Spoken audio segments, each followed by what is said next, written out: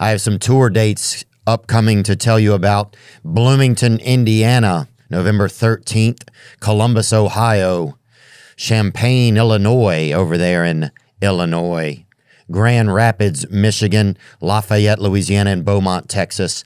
There are some tickets still available, theovon.com/TOUR. Make sure to go through that link so you're getting fair-priced tickets.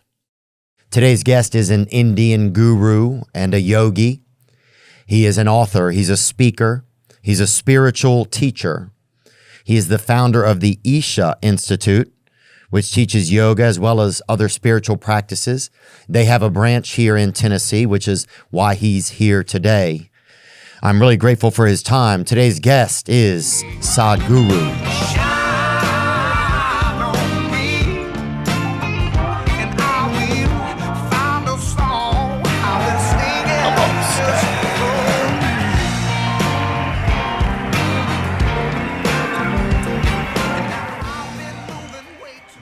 Tell me, Theo, how you been? Oh, frenetic, I feel like a lot of times. Why? That's just how I feel. I think trying to do a lot of things, like trying to get my brain to shift from like sometimes like relaxing to being active or doing something, you know, it's like… Human brain is capable of doing a lot more than that. Yeah. Well, good. Yes. That's a positive to know that for sure. Yeah, I believe that. Yeah, I definitely believe that. I mean, I'm grateful that my mind's able to kind of shift gears here and there where I need it, you know? But sometimes it's like, I think sometimes I just feel frenetic. See, the thing is this, any machine for that matter, depending on what is the volume of friction there is within it, accordingly it'll reduce its ability to do things. If you take a car, let's say if you take the best car in the world and if you reduce the lubrication oil, it'll go dead in no time because of friction. So this also is the same thing.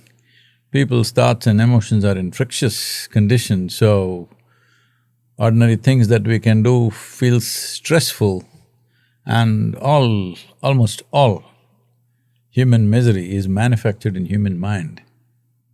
Isn't it so? So it's on the inside, you're saying? I'm not saying, you tell me. Yeah. Unless you are in a famine or a war zone or something where somebody can cause some trouble to you, rest of the time it's all self-help, isn't it? Yeah, the war zone is more inside of me, it's not on the outside. No, I'm saying physically if somebody's shooting a bullet at you, that's a different matter. Yeah. But right now, we are poking ourselves all the time. Why? The important thing is, see, to get human intelligence to its present state, it's taken millions of years of evolution. From an amoeba to make you like this, it's taken millions of years of evolution. It's just one word, but actually tremendous amount of research and development has happened to get you to this place. But now, that brain is trouble for most people. 95% of the people use this brain to harm themselves. Because if we give you something sharp, if I ask you a simple question, do you want your intelligence or intellect to be sharp or blunt? It's a question. I would like it to be sharp. Sharp. So if I give you something sharp, how you hold it is very important. If you don't know which is the blade end, which is the handle, if you hold it tight, it'll hurt you more and more. Or if you're unconscious and you're like this, intestines may come out, you know. Why we don't give a knife to a child's hand? Not because knife is dangerous. Has it ever happened a knife popped up and stabbed someone? It never happened. Knife is not dangerous. It's the people who hold it and how they hold it. So right now we've been given an intelligence. You know, there is a the biologists today are saying the DNA difference between you and a chimpanzee is only 1.23%. 1.23% is not much of a… It's not far off the jungle. Not far. So physiologically, that's how close we are to a chimpanzee. But in terms of our intelligence and awareness, we are worlds apart. So essentially, we have an intelligence for which we don't have a stable enough platform. If you don't create a stable platform, stable chemistry, stable energy, stable physiology, if you don't create that, your intelligence will work against you. Once your intelligence works against you, there is no force in the universe which can save you. You can call it stress, you can call it anxiety, misery, anger, angst, whatever. Different levels of unpleasantness within you. Essentially, your intelligence not working for you, it's working against you. Wow. Ah, grateful to have you here today, Sadhguru. Thank you very much for coming. Yeah, that's a great place to start. Good that you call me here, so I get to golf in a good golf course tomorrow morning. Do you actually hit the ball, or do you just imagine that it's in the hole? I've had 4 hole-in-ones. Have you really? Yeah, so Wow. I'm not an imagining character. I like it. No, it's good to hear. That's awesome, man. I wanted to. So you're like a sorcerer, not a sorcerer. What is you guys? You're a visualizer. What is kind of the terminology that they use for? I'm a full-fledged human being. Okay, Is that good? that's fair. Okay, yeah. Because As long as you, yeah. right now, human beings are always trying to cripple themselves with their thoughts, with their emotions, their whatever else. Yeah.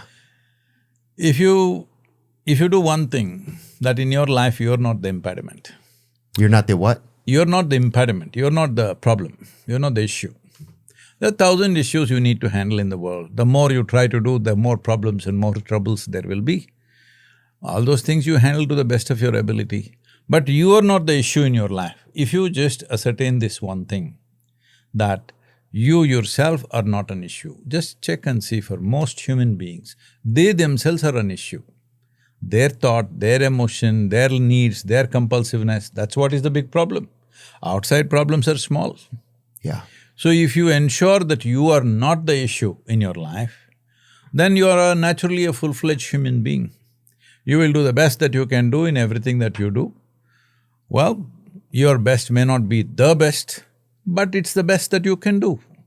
In your life, if you do not do what you cannot do, there's no problem. But if you do not do what you can do, you're a disaster.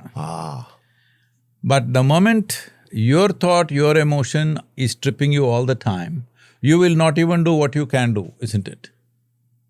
And how do we get ourselves in the best situation to be able to do what we can do? They tell me right now, we don't like the weather outside. For October, it's too hot Yeah. in Nashville. So what have you done? Turned on the air conditioning.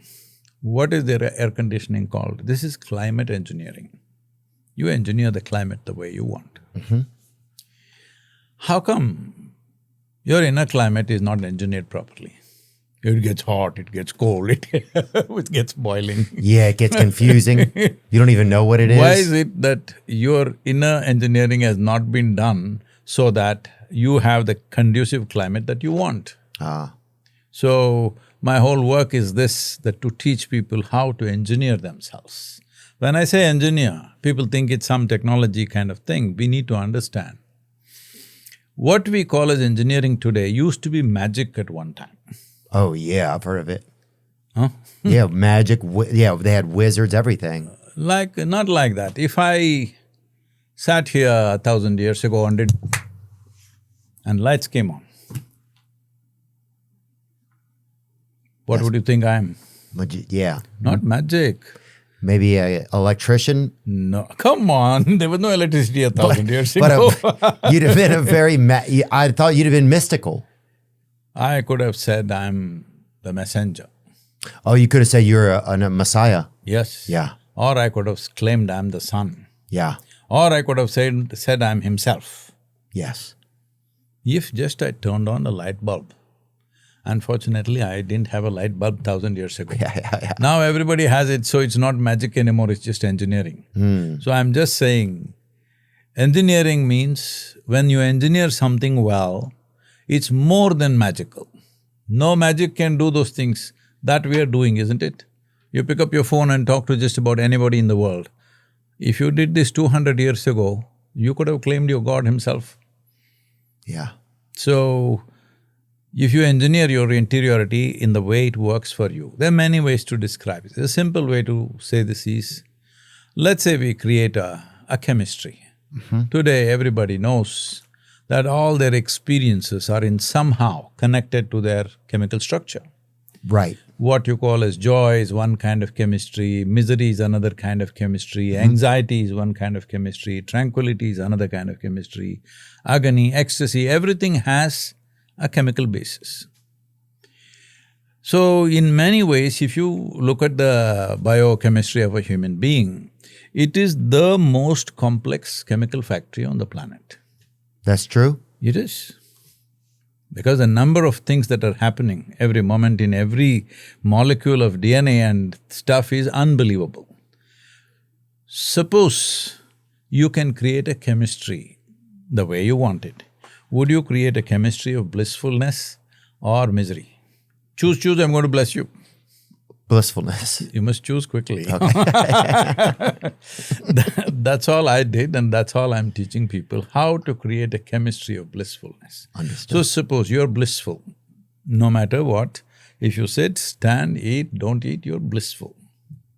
If you're blissful, essentially what it means is there is no fear of suffering.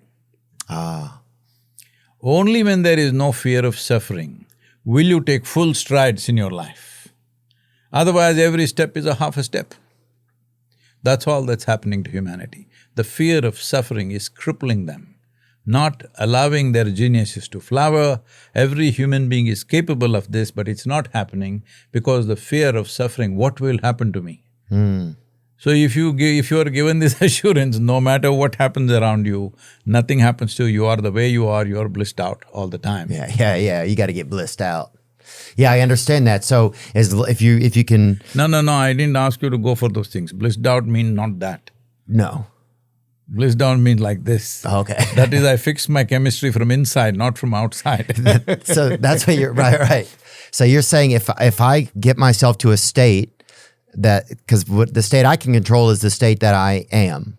So if I can keep that state as comfortable as possible, then… Don't use the word comfort. Okay. See, the chemistry causes bliss. See, every human being at some moment in their life, they have had blissful experiences. Yeah. Joyful experiences. Oh, yeah. Loving experiences, ecstatic experiences. At the same time, they have all versions of negativity experiences also have happened. So essentially, are you competent of being blissful and ecstatic? You are, because it's happened to you already. It's Yes. not like… you're not like a rock where it didn't go into such an experience. You have gone into that experience. Now only the question is about sustainability. Yeah. Sustainability is a problem right now because most experiences are happening in an unconscious manner. You are not causing it. Something else is causing it, an external stimuli. I look at something beautiful, wow. Why am I not wow with my eyes closed? This is what I realized very early on in my life. You know, one thing I realized was when I was just 4.5 years of age, I realized I don't know anything. Yeah. Don't know anything means don't know anything at all. To such an extent, if somebody gives me a glass of water, I don't know what is water. I know how to use it, I know how to drink it, I know all the other things you can do, but I don't know what it is. Actually, even today you don't know what it is. Yeah. You will say H2O, but with all this scientific exploration, we still do not know one atom in its entirety. We know how to use it, we know how to fuse it, we know how to make a bomb out of it, but we don't know what it is. So, if I find a leaf, I'm just looking at it for hours on end. If I sit up in my bed, I'm staring at the darkness for the whole night. My dear father, being a physician, he started thinking I need psychiatric evaluation because this boy is staring at something all the time. Yeah, he's a daydreamer. I'm not dreaming, Yeah. I'm just paying attention. See, I look at this, I don't know what this is, so I'm not able to look at the other thing because I still don't know what this is. So I went on like this. And in this condition, they sent me to school. My mother said, "You must pay attention to the teachers, don't look here and there." So I went and paid attention to the teacher, the kind of attention they had never received in their entire life. That kind of attention. Then, initially I kind of understood what they were trying to say. Then I saw, actually they're only making sounds. I'm making up the meanings in my mind. See, right now if I start talking in one of the Indian languages, India has over 19,000 languages. Oh, that's a lot. If I speak one of those languages, as far as you're concerned, it'll be just sound. You can't attach meanings to it. Right. So, language is a kind of a conspiracy between two people. I utter one sound, you make up the meaning. You utter another sound, I make up the meaning. So, I just sat there, oh, they're only making sounds, I'm making up the meanings. I stopped making up meanings, just listen to the sound. Very attentively, not disregarding, listening carefully. Then I found it so amusing, teacher after teacher, they come and make noises and noises and noises. A big smile spread on my face. But they were not amused at all. So, this happened probably 12, 13 years ago, it's 24 now, probably 14 years ago. This school where I studied over 50 plus years ago, they came to invite me for their 125th anniversary. Wow. I said, see, they came and said many things. I said, please see, I was not just a not good student. I was not even a student. I only came there when it was a must, otherwise I escaped. So why me?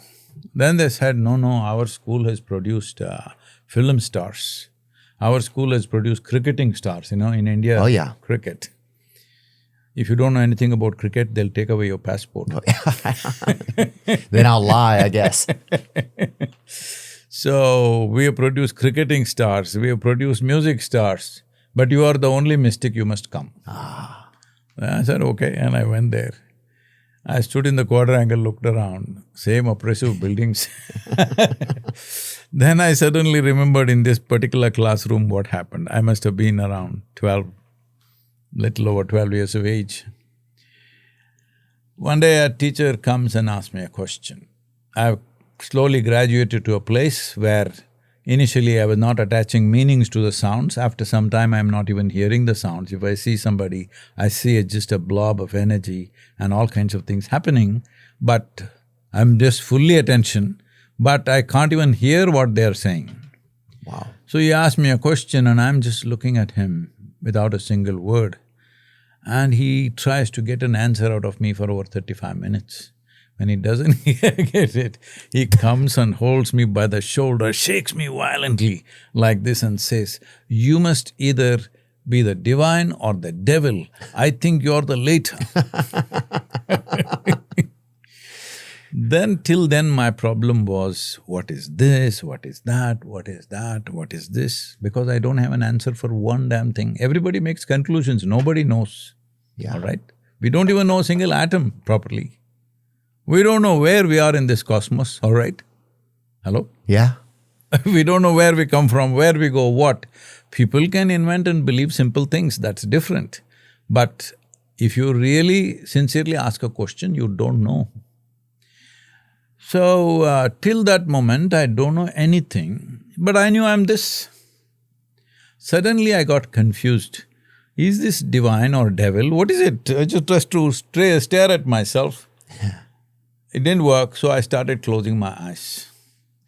Then till that moment, looking at everything, the visual contact with life around me, from an insect to an ant to a leaf to just about anything, looked absolutely engaging and amazing to me, endlessly. See, it's made in such a way, if you pay enough attention, you can spend a lifetime studying an ant and you will still not know fully what it is in 100 years of life.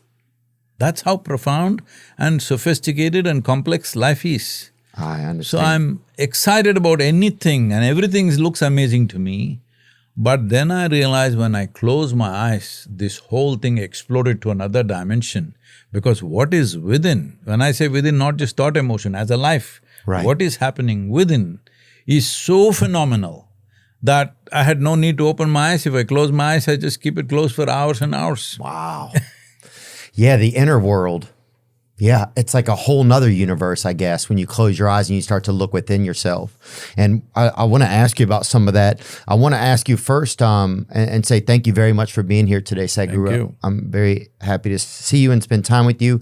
Some of my best friends are extreme fans of yours. Really? Yes. Who are these guys? Yeah, my friend James Bushera is a huge fan of yours. He's been to I think some institutes maybe that you have in India.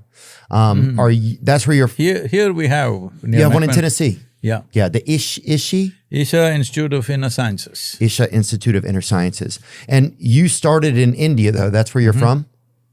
And what is the main religion in India, just so some of our audience can get familiar? Or like, what's yeah. If I say it in a few words, they may not understand, so let me take a few minutes and explain this. See, religion is a very external thing for us in India. We don't have a religion or the religion like that. We see that every human being has to pursue his pursuit of truth, wanting to know what is the nature of our existence here. And the only goal is to find liberation from the mechanics of life, which sometimes give you a high, sometimes give you a low, sometimes makes you feel like top of the world, sometimes crushes you. What is the basis of all this? To figure this, we have methods and methods and methods. Everybody who follows one method, they may think this is my way, but nobody has any issue with the other. It's very strange, this part of the world will have difficulty understanding. In the same house, if there are 5 people, they will be worshipping 5 different deities. But there is no clash about it, there is no problem about it, because we see it's up to you. If you can relate to this plant, you can worship this plant. If you can relate to your mother, you worship your mother. If you can relate to the cloud, worship the cloud. Because the important thing is how you feel about it. See, people are always thinking, this is a very common terminology here, so I'm saying this is not about cultural this thing. See, for example, somebody says, I love somebody. Why? Because he's a perfect person. That is different. You may realize after some time how perfect somebody is. Nobody is perfect, all right? Yeah. The thing is, you love them. That is what is so special about it. Not because they're perfect, you love them. Because you love them, they look so wonderful. So this is a fundamental aspect that we see. Our subjectivity determines everything. I see. So it's not that, even going to that example of love, it's not that you love the person because they're a certain way, it's that you love them. You love them, so everything about them looks nice. Got it. So similarly, you relate to it whichever way. The important thing is your experience of life should become profound. If a plant can do it, if a tree can do it, if a dog can do it, a man or woman can do it, or some other entity that you think of do it, it doesn't matter to us. For us, the important thing is, every day as life goes by, your experience of life should become more profound. Profound means you have deeper roots into life, not living on the surface. Because if you're living on the surface, one gale and you get blown away. Yeah, one strong wind, a flood, anything. So, to have real roots into the life. So, fundamentally it is to live and to live totally. That is the only thing, but it's not a religion. Because the word religion essentially implies you have to believe something. India has always been recognized as a land of seekers. A seeker means you can be a genuine seeker only if you realize, I do not know, isn't it? If you see, I don't know something, you don't have to label yourself as a seeker. The human intelligence is such, it'll start seeking. You do not know, where is the light switch? You will seek, isn't it? Understood. So saying I don't know is the beginning of… I do not know is a tremendous possibility. Whether it is science or spirituality, the fundamental is I do not know. Only if you see, I do not know, the longing to know will come and the possibility of knowing will arise. Everything that you do not know, if you believe, it will give you confidence. That is the whole thing. If you need confidence, you must believe something. But confidence without clarity can become disastrous. Like, what does that mean? See, right now, let's say this room is pitch dark.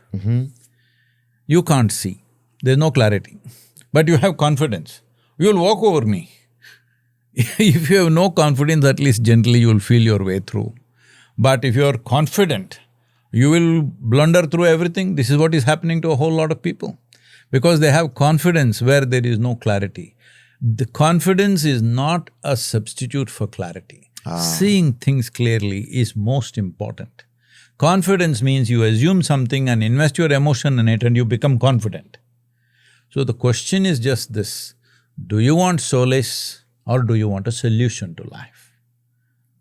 Do you want solace or do you want a solution to Yes. life? And what does the word solace mean, just so we… Solace means we somehow convince you, don't worry, everything will be okay. I see. Right, do you want to be convinced or do you want To know. Do you want to know? To know. Or do you want to just be convinced about something? See, right now in this room, if all of us said, this is it, among us it becomes the truth, but it's not the truth. All of us say that we are not in Tennessee, we are in Timbuktu. Yeah. So among us, we are Timbuktu people. But when you step out, you're in Tennessee, all right? I've heard you talk recently about how evolution is not biological anymore, where we are as human beings, right? And that it's more about our conscious now. Can you expound a little bit on that for me? The way it has shaped us and the way we have evolved is not accidental. It's got something to do with the planetary system as how this it is, how the whole system works. Or in other words, this solar system is working like a potter's wheel to manufacture the life that it has manufactured. To understand this, there are various aspects to it, mathematical aspects to it, let me not get into that. One important thing is the relationship between the sun and the earth. We know all life here is solar powered, just everything. The whole system of evolution happened because when those very smart algae or fungi, we don't know which one got smarter first. Of who? Of algae and fungi. Oh, okay. Between the two, there's a competition, both are claiming we did it first. Okay. Okay? Some billion years ago, Yeah. they learnt one trick, how to manufacture food from sunlight. Today we call that photosynthesis. It is that photosynthesis which is the basis of all life on this planet. The plant life came and then animal life, everything happened, but the fundamental thing is we learned how to transform sun's energy into food and energy for ourselves, for life. So it's from there that came. So today we are also… we may not be directly solar powered, but everything that we eat is solar powered. If you don't go out in the sun for a year, you become paled out. Yeah. So, it is the solar energy that's important, which also controls the movement of the earth around itself. Yeah. This 365 days or whatever. And the moon's movement around the earth, which is 28 days or 27 plus something days. All this is very related to our birth. One simple fact is this: if our mother's bodies were not in sync with the cycles of the moon, we wouldn't be born. Oh, that's true, huh? Because a menstrual cycle is related to the moon. It's exactly the moon cycle. Wow. So you want to know the yogic doomsday? We are not doomsayers, but there is a yogic doomsday. This calculation was made maybe some 27,000 years ago. I'm sorry. Yep.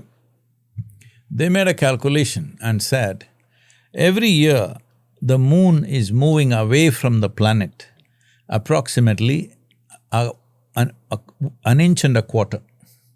about 15 millimeters per year, moon's orbit is moving away. They made a calculation in 28,000 years.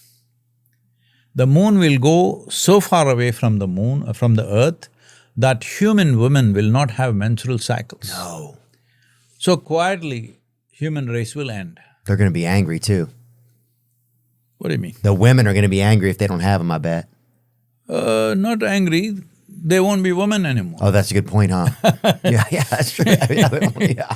So once they're not women, man will die too. Wow. So it's not by ice or fire or bomb. If we don't do that beforehand, in 28,000 years it can happen, but this calculation was made, I'm sorry, I said the wrong number. It's about 3,400 or 3,500 years ago they made this calculation. So approximately 24,500 or 25,000 years later this can happen, because it is a fact that moon is moving away from the earth approximately 15 millimeters. So we're on the clock right now. Yes. 25,000 years you will die. Oh. Is it okay? I'm already upset about it. Are you able to gamble responsibly? Well, I've got a question for you then. Do you think you know who will win the presidential election? Or how many seats the Democrats or Republicans will win in the House or Senate? Well, there's finally a legal way to bet on the outcome of these elections through a platform called Kalshi. Kalshi is the first legal exchange where you can bet on any event, including the upcoming election. Kalshi went to court and won legal approval for election betting for the first time in over 100 years. They have markets on who will win the presidential election, who will control the House and Senate, who will win swing states, and more. Kalshi is already being used by hundreds of thousands of people and has facilitated over $1 billion worth of trades. Let's take an example. Right now, Trump and Kamala are trading at about 50-50, meaning if you place a bet on either, you will double your money if they end up winning. That's pretty good. So put your money where your mouth is and sign up using Kalshi.com/Theo. And the first 500 traders who deposit $100 will get a free $20 credit. That's KALSHI.com/THEO. Kalshi.com/Theo. Dang, what happened to my sleeves? Maybe they were stolen. If you're ever worried about safety of your home or your things or your family, there's no better time to act. Right now, you can get 60% off a new Simply Safe security system. Their best deal of the year. Simply Safe is the home security I trust and I use. I've been using it for years. I love the peace of mind it brings, knowing my home is protected 24/7. My listeners can get 60% off today just by visiting simplysafe.com/Theo. That's simplysafe.com/THEO. Simply Safe is offering our listeners exclusive early access to their Black Friday sale. This week only, you can get 60% off any new system with a select professional monitoring plan. This is their best offer of the year. Head to simplysafe.com/Theo. That's simplysafe.com/THEO. There's no safe like Simply Safe. You know, I like going to live events. I saw Big X the Plug the other night, and I saw the Vanderbilt Commodores play football only a few weeks ago.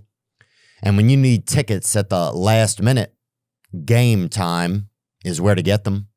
We just scored some tickets for one of our producers to the MLB playoffs using GameTime. That's right, GameTime. It is the only ticketing app that gives you complete peace of mind with your purchase. You can see the view from your seat on your phone before you buy. All-in-one pricing shows your total cost up front. You can buy tickets in seconds with 2 taps. Tap, tap. They also offer the GameTime guarantee. so you'll always get the best price. If you find tickets in the same section and row for less, GameTime will credit you 110% of the difference. Take the guesswork out of buying tickets with GameTime. Download the GameTime app, create an account, and use code WEEKEND for $20 off your first purchase. Terms apply. Again, create an account and redeem code WEEKEND for $20 off. Download GameTime today. What time is it? Game time. So, but this movement away from the earth need not be 15 millimeters. As it goes away, as earth's gravity's influence becomes less and less, it could start moving little faster. But they say approximately this can happen in 28,000 years at that time. Wow. So 25,000 years, let's say. So this is how we are right now, the form of our body, the shape and how it works, everything is very connected to the system in which we exist. So we have recognized 9 celestial bodies which have maximum influence on us. There are 14, 15 of them, but 9 of them have very strong influence. In that, the most important 3 are the sun, the moon and the planet itself. So we are a consequence of this planetary system. Wow. This happened approximately 14, 15,000 years ago or more. This question was asked to the first yogi. We call him Adi Yogi, that means the first yogi. Adi Yogi? Yeah, that means the first yogi. The first yogi was asked this question, that all these things you are teaching us and we are struggling to understand and grow, why can't human system be evolved to a bigger possibility? Essentially they're asking, why can't we increase the size of our brain or capacity, something like that. So he explained something. He said, if something like that has to happen, some fundamental change in the planetary system needs to happen, otherwise it cannot happen. You have reached the peak of physiological evolution. But of course, anything that we said in the past, we don't believe, it has to come from our universities and laboratories, all right? Yeah. Today, our laboratories and universities are saying this neurologically. If you want to increase the capacity of your brain, one thing you can do is pack more neurons into your head. Okay.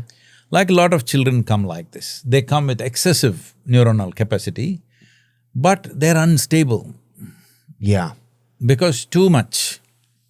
They are brilliant, but brilliance can't do anything without balance, you know? Yeah. It'll work against you. Oh yeah, a lot of kids are really unbalanced. Yeah, so one simple thing to do for these children is, unfortunately, here you take them to the doctor, medicate them to… See, when you give a medicine to slow down something, everything slows down, all right? You don't have a tablet which will go and act only in that place. It will slow down everything. Sedations are given to children like anything. It's a wrong way to do it. If children are like this, the thing you need to do is take them out into the mountains, make them climb, play a game, swim, physical activity, intense physical activity, it'll burn down what is excess. Or if you can teach them the classical system of yoga, it will do that very well. But if that is not possible, you have enough space in the United States, let them run in the mountains, let them swim in the river, whatever. Yeah. Physical activity to burn it down. Okay. Another way of enhancing the capacity is you increase the size of the neuron. See, right now as you sit here in a restful state, 20% or more of your energy is spent on your brain. Your brain is only this much, I'm sorry, that much, okay? Yeah, but it could be a little less over here too. So if your brain is this much, it's consuming 20% of the energy. This big body is consuming 80%, this much brain is consuming 20%, that is the nature of the brain. If you increase the neuron size, the volume of energy it'll consume will be such, even your physical growth will not happen properly. Wow. And you cannot sustain that. So today neuronal scientists are explaining it this way, but way back 15,000 years ago, Adi Yogi said, unless there are fundamental changes in the planetary system, you cannot evolve beyond, but you can evolve consciously. I see. So physiologically, body-wise, we Yes. can't evolve anymore. We've If you're evolved thinking of growing horns Right. or something, or wings or something. Yeah, that won't happen. yeah. But the existing system is largely unused. So the inner system, Yes. the conscious. No, don't even go to consciousness. That's Okay. another thing. If you wish to go there today, we will go, otherwise we won't go. Okay. Just the neuronal system is largely unused. Most studies say our brain capacity is only used 8 to 12% in average human beings. Wow. Some are using up to 20%. Yeah, some are not. Yes. 20% is still not a great percentage No, yeah. because It's like a G minus, I think. I don't know what I that don't is. even know what it is. Because I didn't go to school much, so I don't know what grades they gave me. Yeah. We'll just imagine they were good, you know? So if we only are using up to 20%, but you believe that we can evolve that. Yes, Wow. you can push it. If you push it to 100%, you'll be 5 times at least, probably many fold more than what you are right now in terms of your intelligence and capacity, which some human beings are displaying, all right? Yeah. So initially you said about this whatever. See, for example, the number of things I'm doing, probably I don't know what you know about us. The number of projects and things, all being done by a volunteer organization. Every day, I have to guide them. It's not like they're professionally trained. Running a volunteer organization means nobody is trained for the job. Yeah. They're enthusiastic. Yeah, they're enthusiastic, yeah, But and they're people not need direction. trained for the job. Yeah. And you can't fire them for inefficiency. So try to run something like this. Over 18 million volunteers across the world. Really? Yes, part-time. Full-time, over 6,000 full-time volunteers. Wow. Massive projects being run in many places. We are the largest ecological movement on the planet right now. We are the largest tree plantation program on the planet right now. Replantation? Tree plantation. Tree plantation. We just completed about 25 or 26 days ago, we completed 114 million living trees. Wow. So all That's this so takes cool. a certain amount of work. And also our programs are going on all around the world. For all this, it takes a lot of management. Yeah. At any given time, I can run 14 tracks in my mind, they're all simultaneously working. Every building that is designed, I design it. From a door bolt to window to everything, I get engaged. Yeah, from the windows to the walls, yeah. Now I'm trying to withdraw from those things, but this is how it's been for the last 30, 40 years. Wow. So, people ask me, Sadhguru, so much work, how do you unwind? I said, I don't wind myself up. Why should I unwind? You wind yourself up and then you want to unwind. Yeah. The important thing is this, which unfortunately very sad consequences are happening to people because somewhere they have also realized this. The most important thing is, if you want to be stress-free, you must be intoxicated. If you want to be stress-free, Yes. you must be intoxicated. Yes, intoxication does not mean your uncle Jack Daniel. Yeah. Intoxication means, as I already said, this is the most complex chemical factory. If you create a certain chemistry within you, you are always stoned, but not unalert. Because we are not against intoxication, we are against incompetence. Yeah. So if you take chemicals from outside, either alcohol or drugs or anything, you become incompetent as to what you can do. There is no time or room for incompetence in this life because our life is very brief. For what possibilities human intelligence creates, what possibilities human intelligence can create, for that we don't have enough time. If you live to be 100 years, it's too brief. But have you noticed this? On a particular day, you're very joyful. 24 hours, poof, went off like a moment. Yeah. Another day you're a little depressed. One day goes like a eon. Yeah.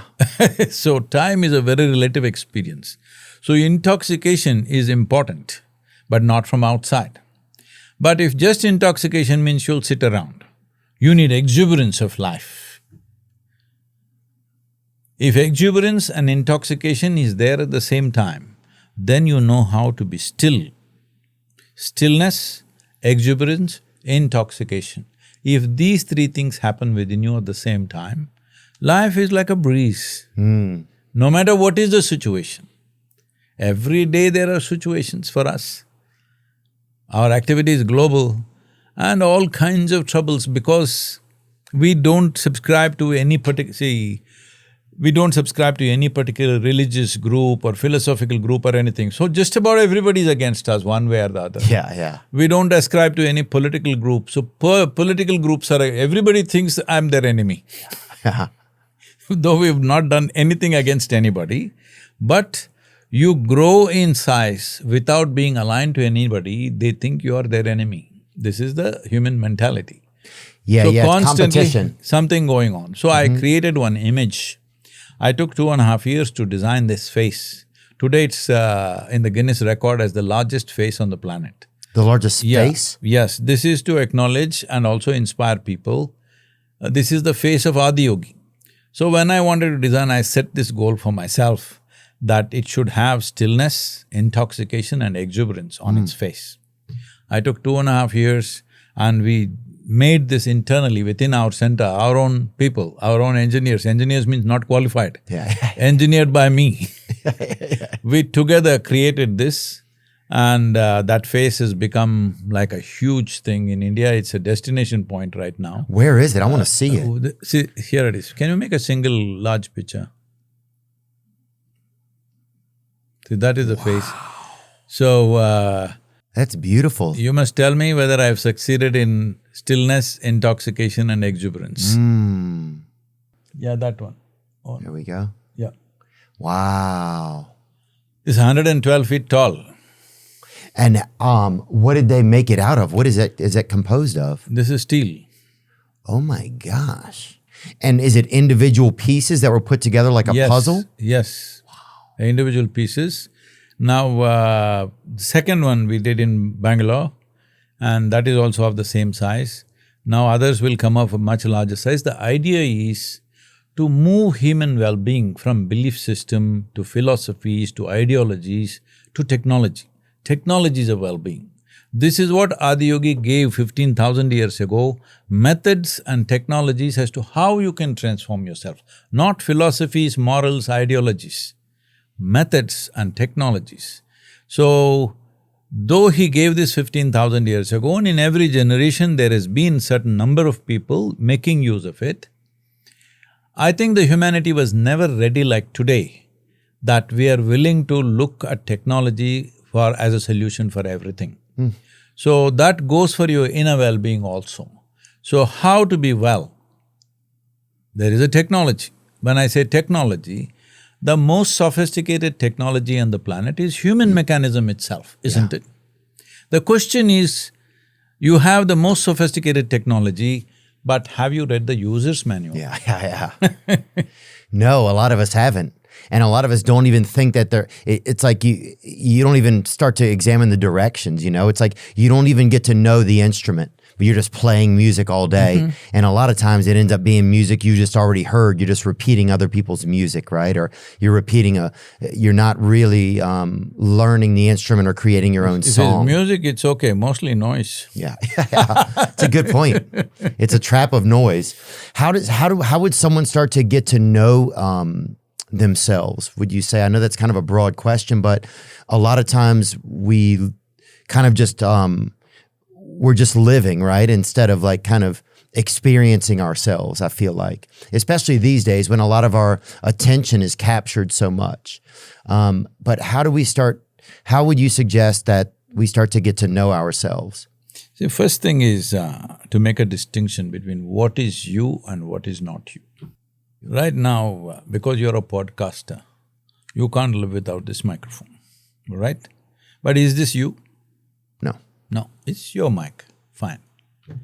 You wear clothes, is this you? No. No. Similarly, you have a body, is it you? Now that's where it gets a little questionable. Let's come to that now. You were born like this, same shape and size? Smaller. Like this? Yeah. A bit. That tiny bit has grown like this. How? By being fed, nurtured, I guess? Fed. Okay, fed. Essentially food. Yeah. Food means what? It came from the earth, either in the form of vegetable, animal, fish, whatever, essentially it's piece of earth. So you put this piece of earth into you and it became like this. So now if this piece of earth that you call as food appears in your plate, you say, this is my food. You eat it and then you say, this is me. This is like you became a podcaster, after a few years, you start saying, this microphone is me. Right. Then people know you lost it. Yeah. Oh, yeah. You use the microphone, they may be happy. Yeah. You start thinking, I'm the microphone, or the damn microphone starts speaking by itself. Yeah. Dangerous. Yeah. Right now, that's all that's happening. Body is telling its own story, your mind is telling its own story. Your body is just an accumulation of food. Your mind is just accumulation of impressions. Both these things, if you use it, wonderful, they're great instruments. But if they use you, it's terrible, that's all that's happening. The bodily needs and psychological needs have captured and destroyed most human beings on the planet. They invest their whole life to fulfill their bodily needs or their psychological and emotional needs, yes or no? Yes, for sure. You're not here to just take care of their needs, you're here to use them, to ride them towards whatever matters to you. But that's not happening because there is no distinction, there is no distance. So the simple thing I can do for you is, we can teach you a simple method. That if you sit here, this is called as Shambhavi, it's part of the inner engineering process. If you sit here, your body is here, your mind is here, you are little away. Little space. Once there is a space between you and your body, between you and your mind, this is the end of suffering, because there are only two kinds of sufferings that you know: physical suffering and mental suffering. Do you know anything else? No. Physical and mental suffering. Yeah. Once there is a distance between you and your body, between you and your mind, this is the end of suffering. Now when there's no fear of suffering, now your intelligence blossoms. Now what is being human finds expression. When I say being human, there are many ways to go at it. Simple thing is, we recognize that there are many creatures, from microbes to worms to insects to birds, animals, trees, everything. Yeah. But we call them all creatures. This is the only creature that we call as human being. What this means is, this is the only creature which has crossed that line where instead of living out of compulsive reactions, instinctive reactions, this has become conscious enough that it can choose how to be. Once you become human, there is a possibility, no matter what's happening around you, you can choose how to be. All other creatures are in compulsive, instinctive reaction. This one can choose consciously. Unless that happens, the evolution is not complete, I'm saying. This is why I said evolution is conscious. Right now you sit here, I won't, but I'm saying usually people are doing it to each other. Let's say I abuse you. Yeah. Now you can either react instinctively or consciously respond as you feel fit. So in one you will employ your intelligence, in another fit of energy, which will mostly end lost to you than to the other. Right. So you're saying that how we can get to know ourselves is by starting to create a little bit of space between… What is you and what is not you. Right. Your body is an accumulation, isn't it? What you accumulate can be yours, can never be you, isn't it? Yeah. Same goes for your mind, it's an accumulation of impressions. So, in the night before you go to bed, you try this today. Lie down, everything that you have accumulated in your life, your home, your family, your relationships, everything and everything that you have, including your body, mind, emotion, thoughts, memories, just keep it on the bedside and go to sleep.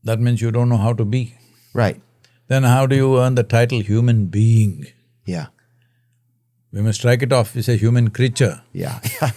I agree. It feels like we're getting back more towards creatures, you know? It's important to become a human being because that's a privileged position in the evolutionary process, that we've been placed in a place where we can determine the nature of our experience. Do you think that a higher consciousness did that? Do you think it was on purpose? See, what is consciousness? Right now, are you conscious? Yeah. You're conscious you're here, you're conscious that I'm here, so you're conscious. Now the question is only of how conscious. Yes? Yeah. So nobody is really unconscious. Even in your sleep, you're somewhat conscious. Question is how conscious. Right now, if you sit here another 12 hours, you'll feel little droopy. Then you'll become less conscious. In between, if I say 10 words, you'll hear 5, then you'll hear 2, then you won't hear anything. Now how many are you hearing? Nada. No? None. The 10 I speak, you're hearing none? Come on. Because I'm unconscious then. No, you are hearing right now. I'm saying as you become less and less conscious, you'll hear less and less. Yeah. Right? Yes. So this is all life is. That right now, these lights have been masked a bit. Generally, we control them with a little rheostat or a fader or whatever you call it. So if you put it at low fade and there's only single light, it lights up only this much.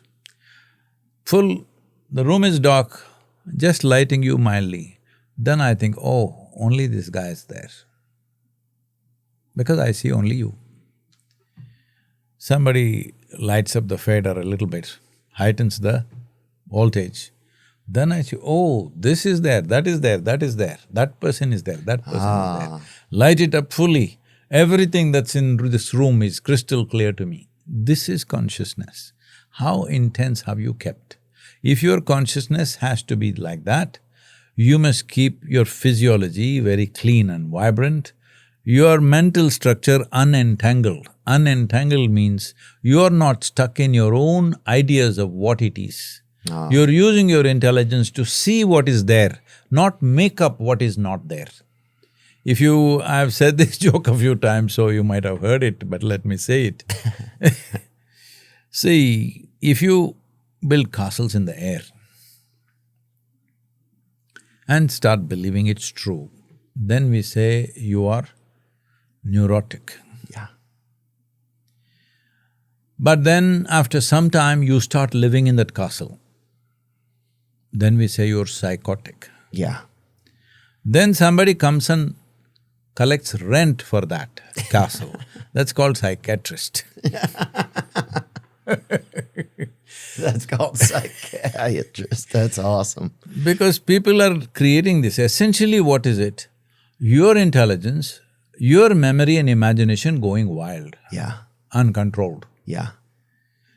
These are the two faculties which are most beautiful things about being human.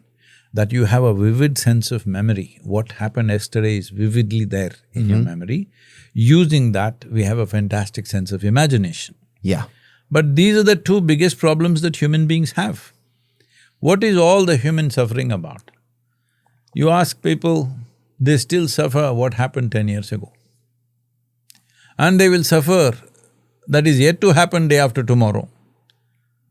What happened yesterday is not alive right now, isn't it?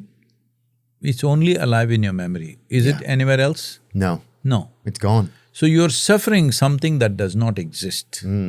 What may happen day after tomorrow, you're already suffering. Does it exist? If you suffer that which does not exist, what should we say about you? You could be doing better things with your time. What should we say about that person? That you suffer something which is not here. Yeah. That's worrying, right? That's called crazy. Yeah, it's crazy. Yeah. It's turkey time, do you know it? That's pretty good. Do you love the holidays? but you hate grocery shopping? Ibotta is making your Thanksgiving easier with cash back on everything you need to make your perfect holiday meal, so you can get the turkey and your favorite sides for free. That's what's happening. This month, Ibotta is giving new users 100% cash back on your Thanksgiving feast. Just add the offers in the app to redeem for everything you need to make your Thanksgiving feast complete. All you have to do is shop at your favorite retailers and upload your receipts. That's it. Simply download the Ibotta app now and use code Theo to get 100% cash back on your Thanksgiving feast, starting November 1st. Just go to the App Store or Google Play Store and download the free Ibotta app and use code THEO. That's IBOTTA, Ibotta, in the Google Play or App Store and use code Theo. This show is sponsored by BetterHelp. You know that. I'd like to take a moment to thank my therapist. I don't do that very often. I've had a lot of them, so I don't even remember all of them, but yeah, I guess I want to thank them for listening over the years. Have you ever been to a therapist? Maybe you have, maybe you haven't. Maybe you think it's not a good thing or it's not cool or whatever, huh? Well, I think it's fine. When I've had trouble figuring things out, which has been most of the time, therapy, that's where I've gone. And BetterHelp is a place where you can go. If you're thinking of starting therapy, give BetterHelp a try. It's entirely online. It's designed to be convenient, flexible, and suited to your schedule. You just fill out a brief questionnaire to get matched with a licensed therapist, and you can switch therapists at any time for no additional charge. Let the gratitude flow with BetterHelp. Visit betterhelp.com/THEO today to get 10% off your first month. That's BetterHelp, HELP.com/THEO. It's so hard to let go of things from the past, you know? Don't let go anything. Okay. See, let go means you're trying to forget it. Okay. See, the nature of the mind is like this. Can I try an experiment with you? Sure. All that postures, yogic postures not needed for Okay, this. okay. Simple. I want to get an A. This is called a Brahma Mudra. All such serious things not needed. I'm just going to tell you, close your eyes and don't think of monkeys. Do not think of a monkey. No monkey. No monkeys at all, okay? Okay. Only monkeys, come on. So I'm saying this is the nature of the mind. In this mind, there is no subtraction and division. There is only addition and multiplication. Whatever you try to do, it'll become one more. If you try hard, it'll multiply. How many monkeys did you see? At least 3. If you try hard, it'll become 3,000. Yeah. Well, one of them was calling his friends, so I could tell that it was going to start to grow. So essentially, this is the nature of your mind. You cannot forcefully make it do something else. But you can handle it in such a way, the way you want it, only if you're above it. Right now, you're misunderstanding your psychological process as existential. See, what is happening in your mind is your psychological drama. On what platform is this drama being played? The life that you are. Are you alive or no? Yeah, I'm alive. You're alive. Not because of your thought and emotion. Because some European guy said, I think so, I exist, so I'm asking. Yeah. But as far as I know, I exist. You exist, so you may think, may not think. Right. Like, because I exist, I may fly my hand or I may keep it here. Similarly, I may fly my mind or keep it here. But because most people have become so compulsive, they think because they think they exist. No, because you exist, you may think, if you wish. But that option and that choice has been given away by most people. Thought is like a diarrhea, it's happening all the time. Yeah. Not by choice. Yeah, it is. So, The important thing to understand is that your mental and emotional stuff is psychological drama. It is happening on the stage that we call as life.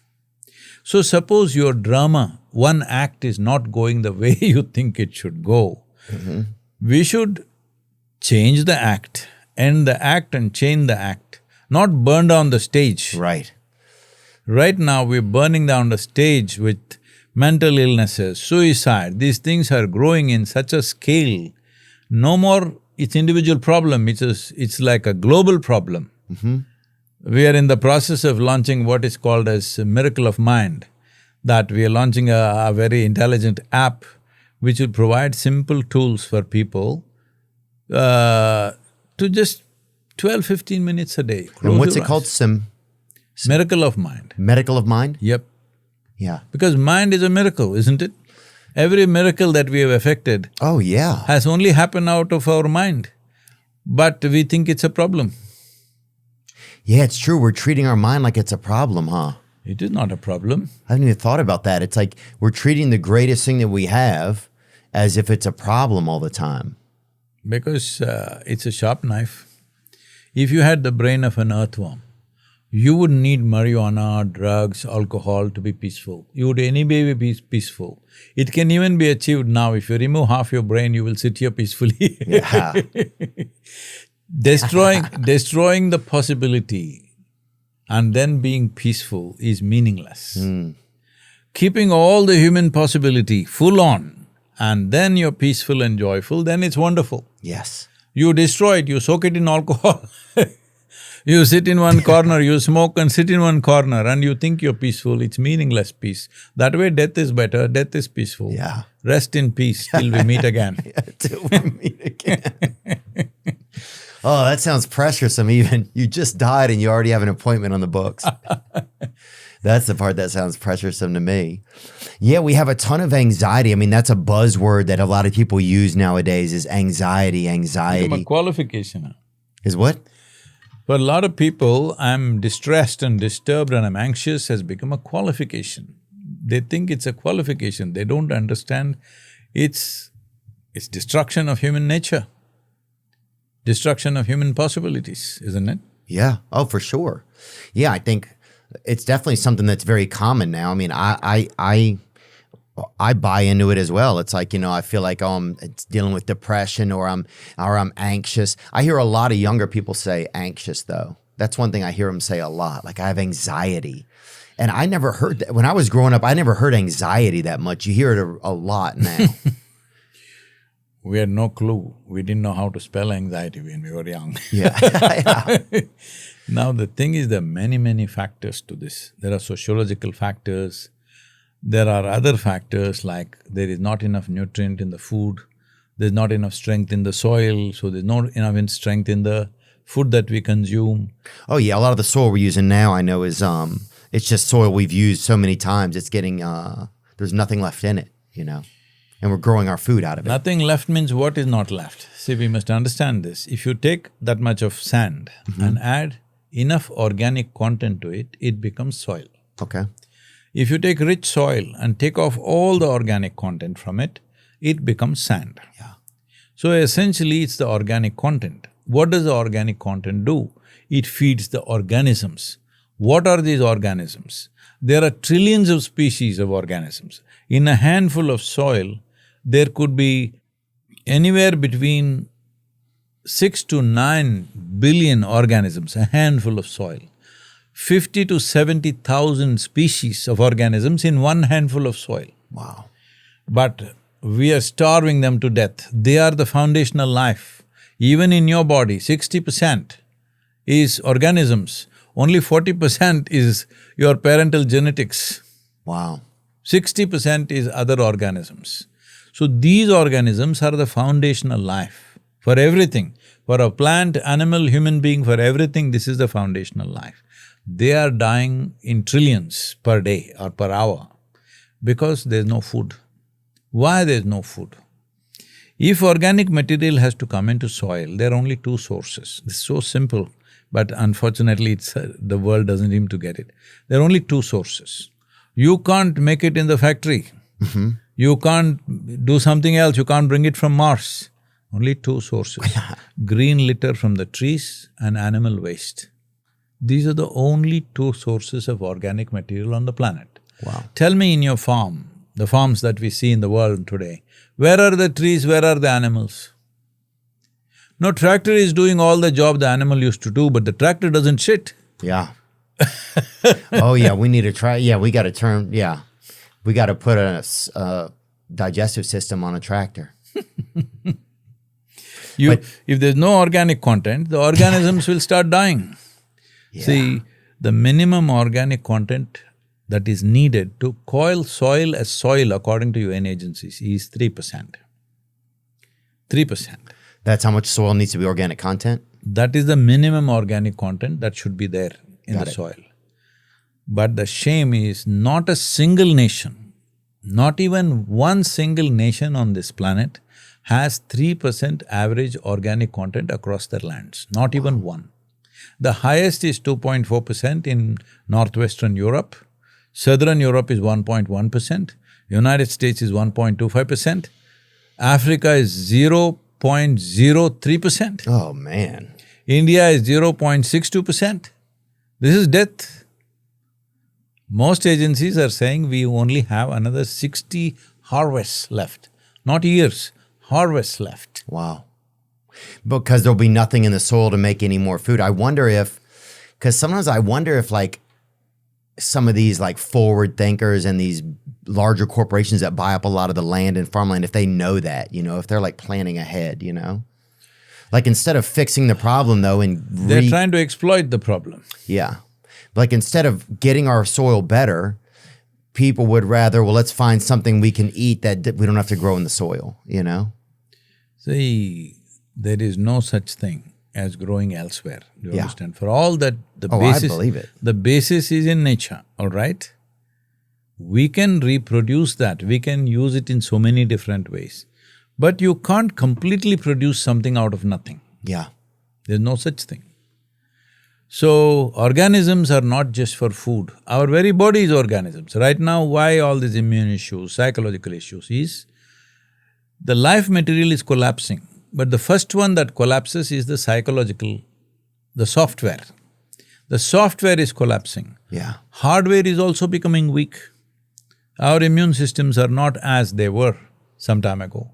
Well, in this, apart from the soil being like that, there is a lot of alcohol usage, drugs, especially in teenage period when people are growing up, alcohol, this, that, smoke, Oh, yeah, various trank. things just weakening. There are substantial studies to show during growing period, those who consume these things, their ability to get into depressive states, their ability to lose balance over their mind is very, very high. In UK, so many studies have been done which clearly show this, that the amount of depression which is there in those who abuse these things when they were very young, when the brain was still growing. That's Ireland.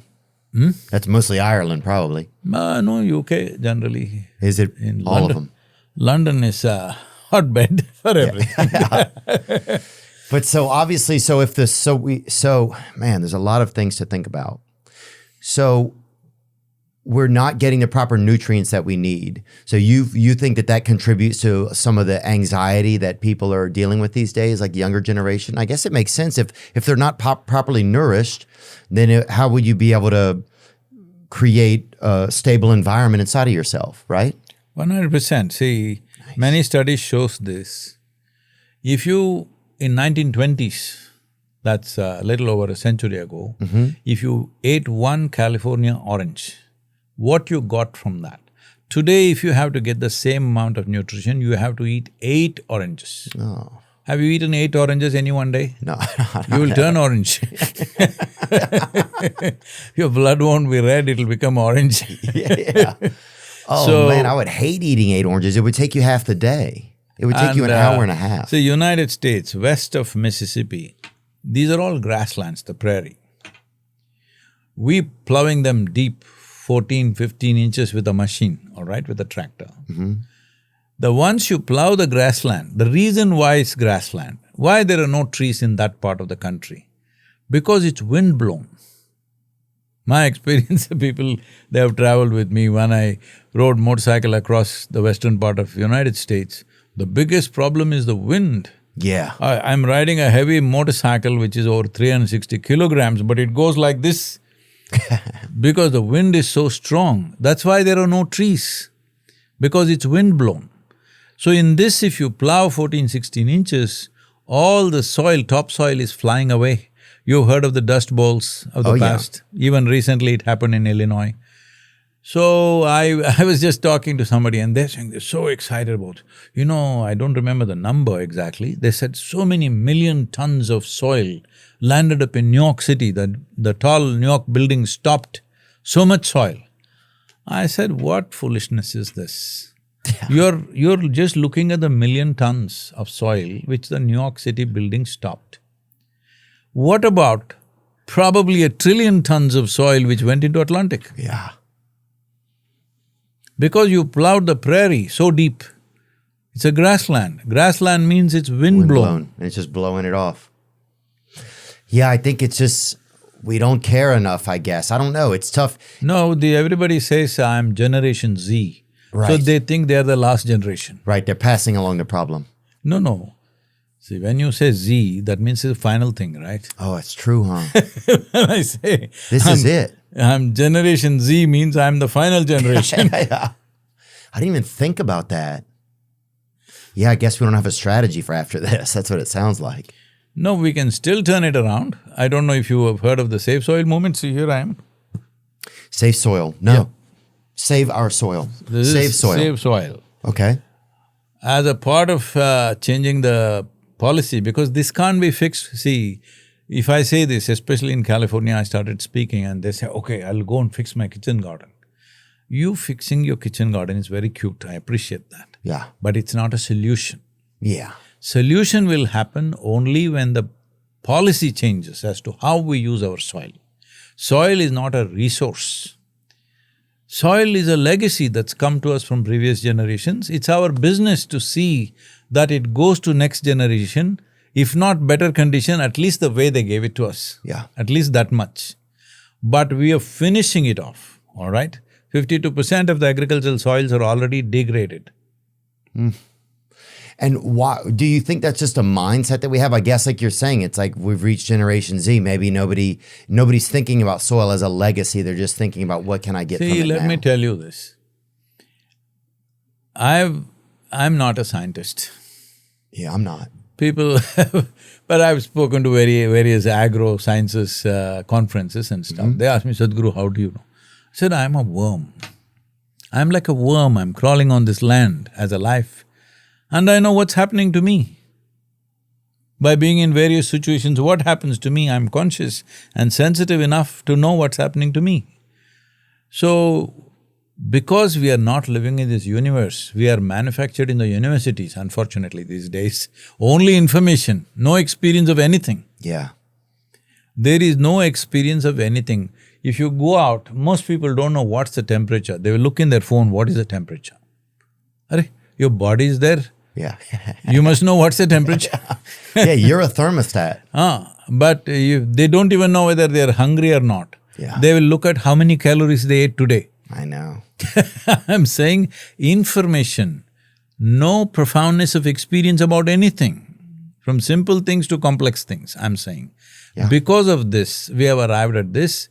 We do one thing and forget the other thing, all bits and pieces of doing things. So, you won't believe it, in what is COP26? Glasgow, 2022.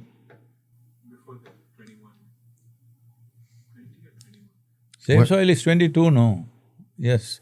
2022 January is Glasgow in, Scotland? Scotland. Oh yeah, I like Scotland. You like Scotland? You're Yeah, I like Scottish people. You're a golfer? Are you Scottish? I'm not a good golfer yet, but I like the Scots. Just because they've just been through a lot. Because you don't understand what they say. That helps. You can just kind of go like this, It's good. They speak the same language so differently. Yeah.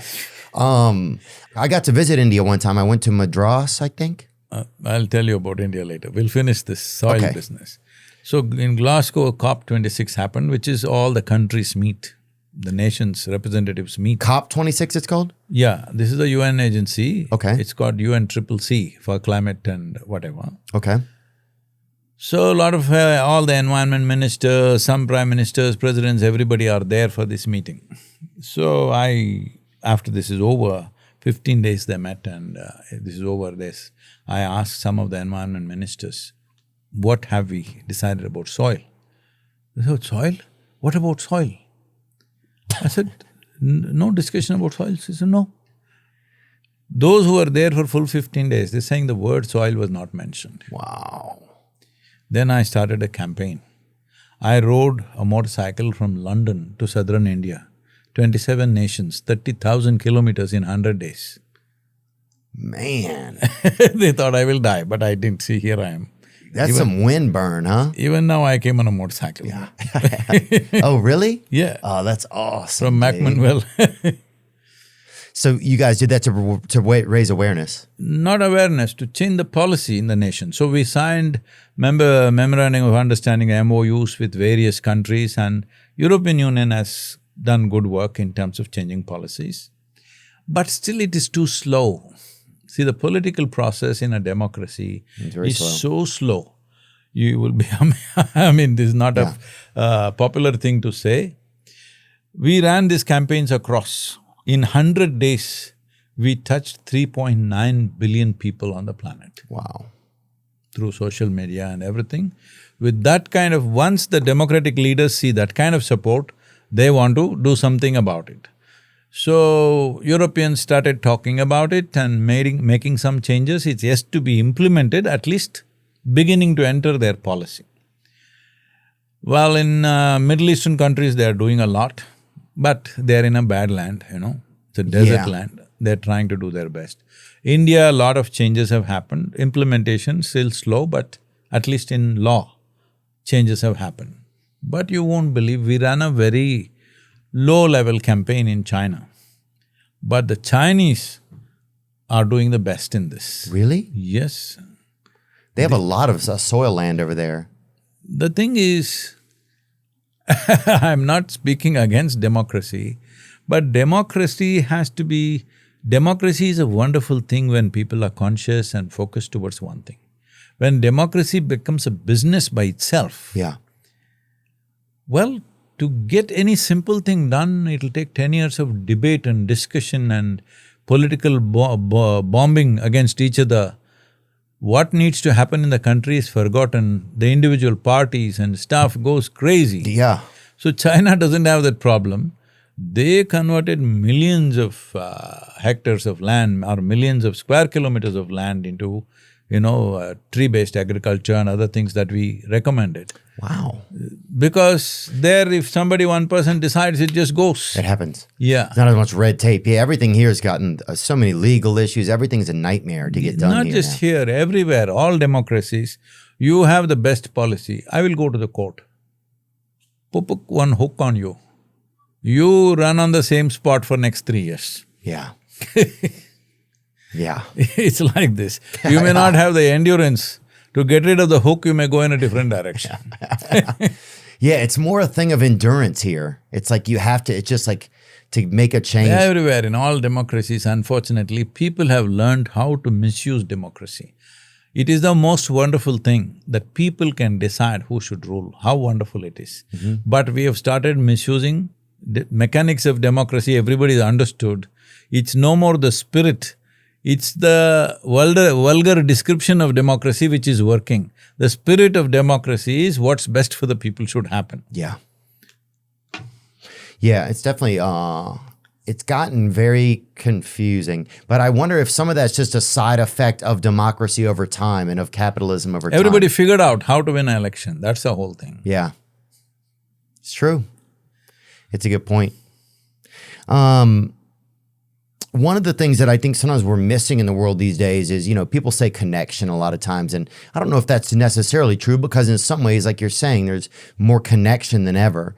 But what about like love and stuff like that? Do you think that love is a choice that we make, or do you think there's something more cosmic involved in it, like Whoa. when people choose to love one another? Your neighborhood girl sent by Cosmos, cosmic nice. agents. Yeah, that would be nice, huh? You could just wish on a star for a date. But yeah, do you think that there's something, because love feels different whenever you're in love with someone, right? So when you say whenever, that means it's not happening all the time. It happens once in a way. Right. It's a leap year. So, so right now, how much radical view are you ready for? I'll take it all, I think. Really? I mean, it depends on how weird we're trying to get, but yeah, I mean, I'm into some stuff. Yeah, I'll listen at least. I'll start there. Okay. So one way to look at it is the emotion of love. Initially, it got, the way people know it, it's just generally love means romantic love, all right? That is initiated by a rush of hormone in your system. Okay. Essentially, I would say your intelligence got hijacked by your hormones. That's fair. So, till yesterday, that scrawny little girl who in the neighborhood, suddenly she got a few bumps on her body. Yeah. Suddenly it became a whole cosmos. Yeah. You can't take your eyes off her. Oh, yeah. I don't think of all that now, I'm just telling you. Okay, yeah. I keep my hands like this. So I'm saying, just the hormonal rush in you suddenly makes you see everything completely differently. A little while later, if you look back, it may look stupid, all right? But at that moment, anyway, we're talking about love, not about hormones or sexuality. But that instigate, that fires it. If you look at it by nature, what is nature's intent? Why is it getting you so excited about the neighborhood girl? Because it wants you to reproduce. If it doesn't fire something like this, there'll be no next generation of people. Ah. So nature needs it. Yes, it's the instinct of the species that it wants to survive. Okay. We may play all kinds of games with it, but essentially it wants you to reproduce. Leave that aside, we've kept that as a choice now. Okay. We want to reproduce or not is a choice. Okay. But nature is pushing you in that direction. Leaving that aside, now love means you long for somebody. What is the longing? You want to become one. See, right now, you breathing? I'm checking on you. You breathing? Yep. Yes. Yeah. Don't just say yes to me. Are you really breathing? You notice it? Yes. Now, this is a small plant, but let's say that's a little bigger thing. What the tree is exhaling, you're inhaling. What you exhale, the tree is inhaling. Am I correct? Is it a fact or fiction? It's shotgunning each other. Yeah, it's good. It You're is right. fact or fiction? Correct. Fact. Fact. So, you and the tree, for example, it's like one half of your lungs is hanging out there. You're not really separate. From microorganism to a plant, to a tree, to an animal, this is one big phenomenon. It's only in your mind, intellectually, you're separating these things. Why? We already went through this, you want your mind to be sharp. Sharp instrument is good for cutting. I'll give you a knife. You can dissect whatever you want. But you want to stitch your clothes. If you stitch your clothes with a knife, what'll happen? That is how the modern fashion has arrived. Everybody's got torn pants. It will ruin it. No, it's a new Oh, fashion. now it would look good. Now it would look good. If you stitch your… Yeah, nowadays it would really look pretty fire, I guess. Right? It's not that it will look good, it's torn. It's torn. If you try to stitch with a knife, it'll go into ribbons, all right? Okay. So right now it's the same thing. Your mind is a sharp instrument. It is good for dissection. It is not good for unifying everything.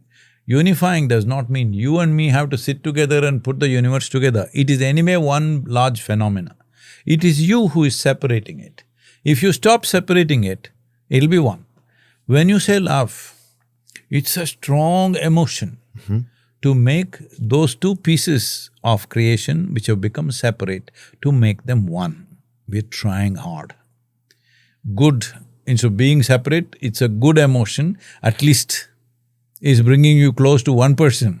Otherwise, you're a island by yourself. Yeah. Oh yeah, you're an island boy after that. Yeah, you want to find someone else, right? So it feels like that makes sense. Essentially, this life is happening is a large phenomenon. We don't get it, but actually as a life, we are just a pop-up on this planet. Oh yeah. All the countless number of people who walked this planet before you and me, where are they? They're all topsoil. This will also become topsoil, you just have to wait for some time. Yeah. So, now it is all one life. In your mind you separate it, then in your emotions you try to stitch it, which is a struggle. Generally for most people, moments of great joy and fulfillment will happen in love.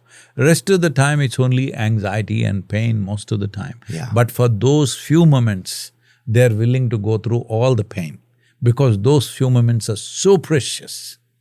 But I'm saying, why are they so few moments? This love is about for a moment you felt like you're one, all right? Either physically, mentally, emotionally, sometimes even energetically, you felt like you're one. I'm saying you're anyway one. If you remove the barriers of your mind, you're anyway one. You can sit here dripping. Ecstasy, not love. Okay. You'll seek love because you think love will bring blissfulness and ecstasy. That's the truth, yeah. You think it's going to bring something different. Yes, but I can teach you a simple way. You can sit here with eyes closed or with eyes open and be totally blissed out. People ask me, Sadhguru, of all these things that you're doing, what is your greatest achievement? I say tears. So what tears? Why? Today, millions of people across the world, if they close their eyes in the morning to do a simple practice, tears of ecstasy every day drips. Wow. Wherever I go, whichever part of the world I go, not a day passes for me without me seeing tears of love and ecstasy. Wow, really? This is the greatest boon you can have in this world where everybody is trying to pull and push each other. Every day you're meeting people who are in tears of love and ecstasy. Wow. So this is just this. For all human experiences, whatever it is, pleasant, unpleasant, love, hate, anger, agitation, tranquility, beauty, everything, agony, ecstasy, everything comes from within you, isn't it? Yes. Now the question is, do you want an external stimulus or can you consciously do it yourself? What do you drive? I drive a cyber truck. You're on the cyber? I know. I just got it. It's a long story. It's Somebody brought it to gift it to me. I said, no, looked like cardboard to me. And above all, I belong to a generation where we have admired, enjoyed and gotten infused with internal combustion engines. Yeah, you love them. Wow, heart beats with it. Oh, yeah. Oh, yeah. When you get some of those old engines, I really dig them. But one thing I like about it is I don't have to stop to get gas. So that's one thing I do like about it. But go on, carry on. So, this whole process of blissfulness is the goal. See, people may call it whatever. Here they will call it love, relationship, this one, drink, drug, everything is towards the highest level of pleasantness that a man can experience, isn't it? Or no, nothing, here you become hopeless, you say, I'm going to heaven. What is your idea of heaven? The most pleasant place? Yes or no? Yes. If right from your childhood you've been told heaven is the pleasantest, beautiful place in the universe, so you want to go there. Suppose right from your childhood I told you God lives in heaven but it's a horrendous place. You want to go there? Not as much. No, I'll pray from here only. Yeah. Say, I don't want to go there. I'll send an email. Yes. So essentially, your search for pleasantness is fundamental. So all these addictions of alcohol, drugs, everything is that finding a quick fix, that longing to have a most pleasant experience of life, you're looking for a quick fix. The question is, it's not a moral issue, it's just that it makes you less. When I say it makes you less, I've been invited to all this. In India, they keep inviting me to this. They have conferences called Under 25. Okay. Under 25 years of age, they have their own conferences and I'm always invited. I'm under 25, Yeah. They think I am.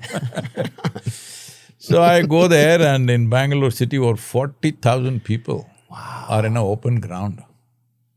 It's not legal there, but the place is the strong smell of marijuana. Oh, yeah. No, it's not legal. Yeah. Everybody is smoking. Sadhguru, you have so much influence in the government. Why can't you make marijuana legal? I say, why just marijuana? We'll make cocaine legal, meth legal, fentanyl legal. Tell me what else. You give me a list, I'll make everything legal. Why you want to make it legal? Because you want to smoke up and go to the university.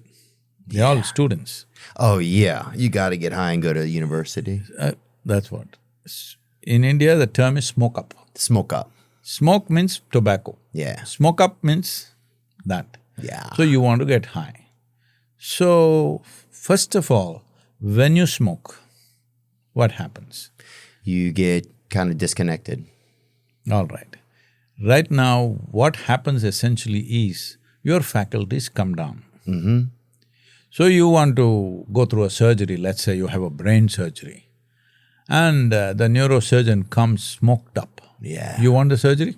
Not now. Not with that guy. Yeah. Not with that guy, right? I'll let the nurse do it.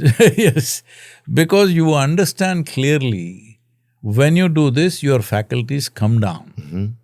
Even your cognition comes down, whether you see it or not, faculties come down for sure. So putting your faculties down, you're calling it high.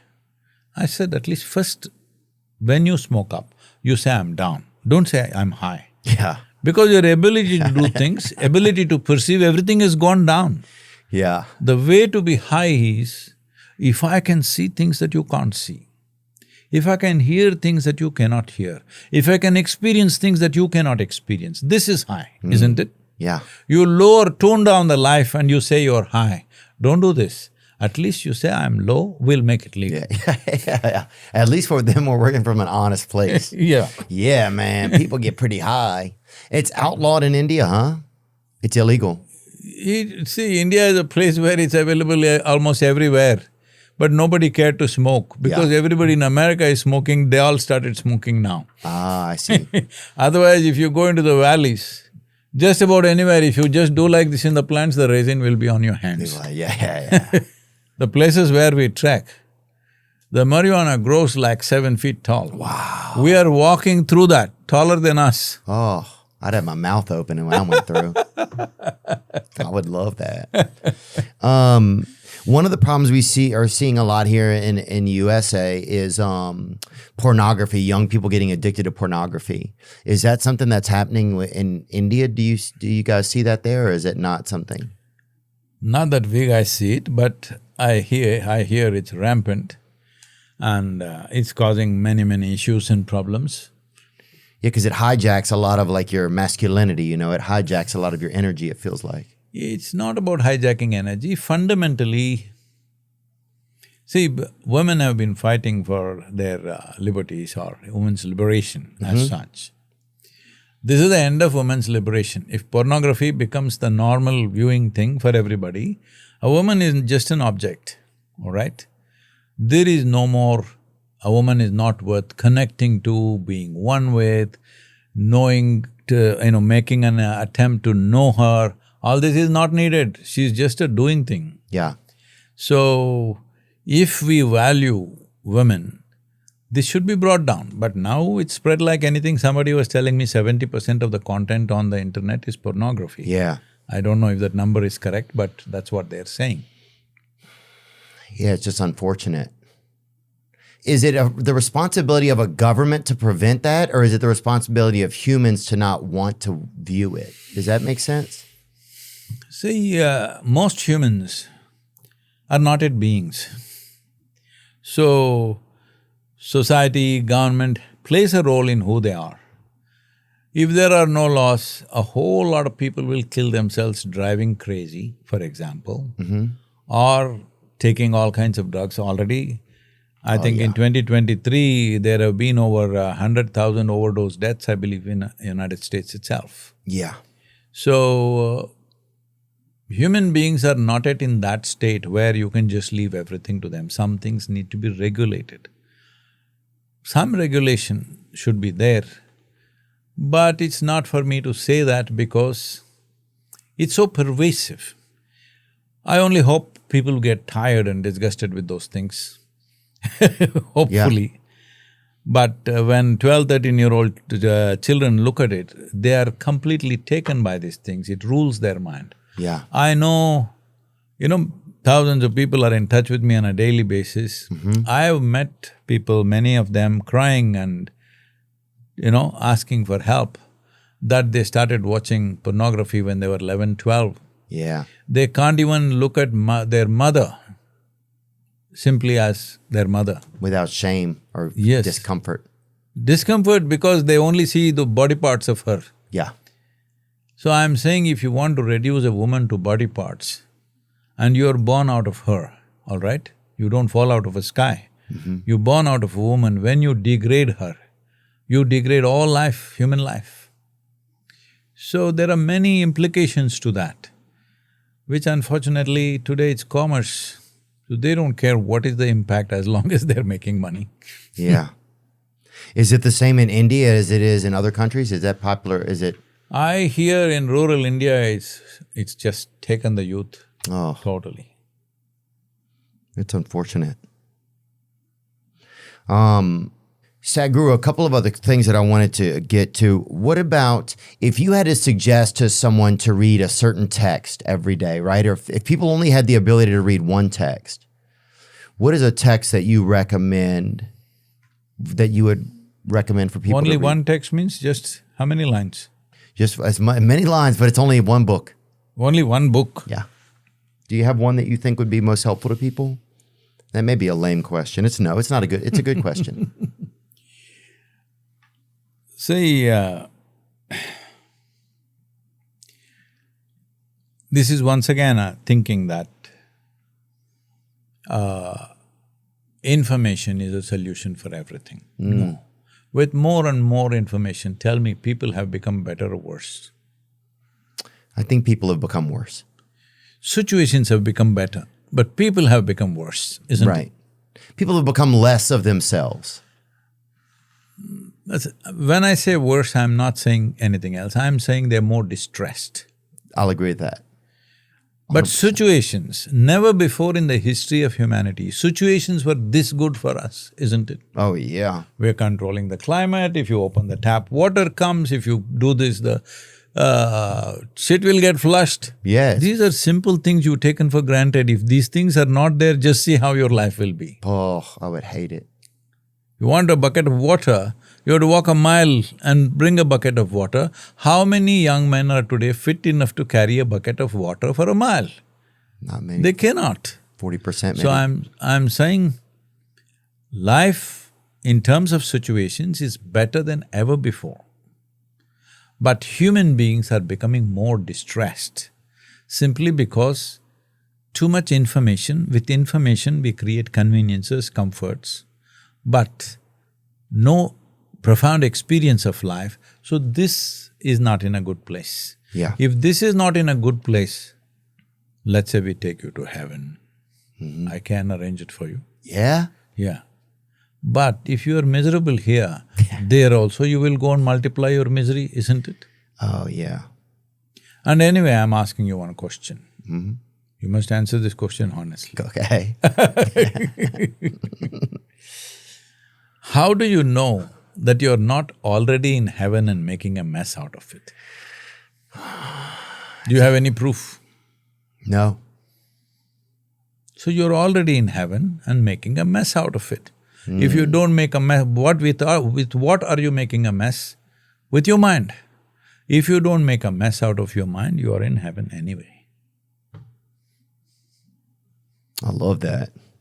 Dang, that's some real wizardry right there. That's some real ninja thinking. Ninja skill.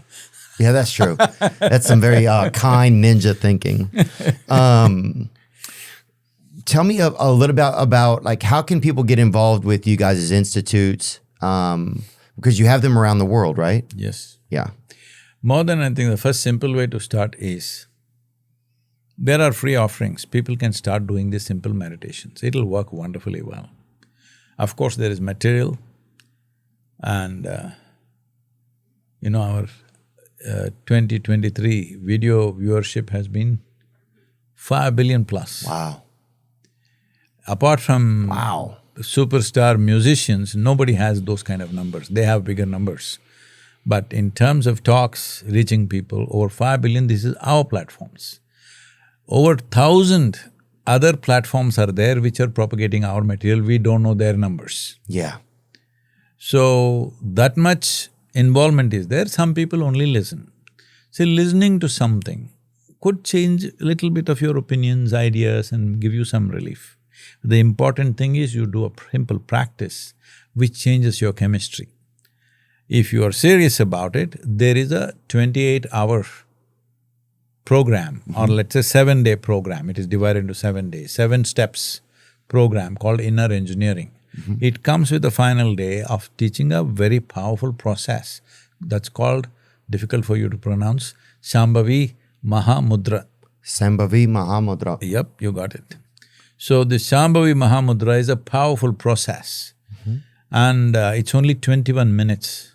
There is enough study about this. We have a center in Beth Israel Hospital in the Harvard Medical School where a lot of research has been done. One thing that they found, there are many aspects I can ask them to send you the research findings, it's incredible. One important thing that'll interest you and people in Tennessee and California is the endocannabinoid level in the body goes up by 70%, which is higher, by 23% higher than what happens in sexual orgasm. Oh my God. And where are y'all getting this from? Huh? Well, how do you get… It's all within the body. Oh yeah. God, yeah, I'll do some of it. What do we do? 7 steps. Okay. We'll send a complimentary thing to you, you do it. Yeah? Yes. I would love to. I would love to have that experience. If you… I'm gonna cancel my how many dates. people are listening to your podcast? I don't know, I think probably maybe 1.5 million people will listen to this. Okay. If 10% of your people who are subscribed to you are willing to take this step because this is there for their well-being, I'll tell you my journey, where it is. And if 10% are willing to take it, whatever, but 50% discount I'll give you for all those people. Okay. That's awesome. Yeah, thank you. Yeah, because I think a lot of people are seeking some, or just people want to figure out a way to be more at peace. So they need to understand this. This is not a religion, this is not a philosophy, this is not an ideology, this is a method, it's a technology. Okay. What happened was, it's now 1982 means what, 42 years ago. One afternoon I'm just sitting on a small hill in Mysore. Suddenly I burst into an ecstatic state where every cell in my body is dripping ecstasy. I think it lasts just for 5–10 minutes. Then when I come back to my normal thing, about 4.5 hours have passed. For the first time in my life, tears of ecstasy flowing. Then at that time, I'm a super skeptic. Super means super skeptic I am. Yeah. I don't believe anything other than what I can see, that kind of mindset. So I shake my head and think, what's happening to me? Maybe I'm going off my rocker. Then I talk to my closest friends, something is happening to me. If I close my eyes, I'm just blown away. Hey, come on now, what did you pop? Did you find the mushrooms in the hill? Yeah. What happened to you? All this. Then there was nobody to relate with. In about 6 weeks, this became my normal experience, that if I sit in one place, if I close my eyes and I think it's 2 minutes, 7–8 hours are poof, gone. Wow. Like that. Because when you're ecstatic, a year will feel like one moment. It just poof, goes away like that. Then I realized, what is this? I started, looking at this. What is it that's happening to me? Then I realized if I can keep my hands off my psychological activity and simply sit here, because you're going into this posture all the time, that's what it means, you're trying to keep yourself off your psychological activity. If I take my hand off that, suddenly an ecstatic wave happens in my system. Then I thought, this is it, I've discovered this. And then I thought, who wouldn't want this? I couldn't think of one guy who doesn't want this. Yeah. Who wouldn't want to be blissed out? Yeah, I'm in it. Then I sat down and made a plan. I was 25 years of age. I made a plan that in the next 2.5 years, I will make the whole world blissed out. Yeah.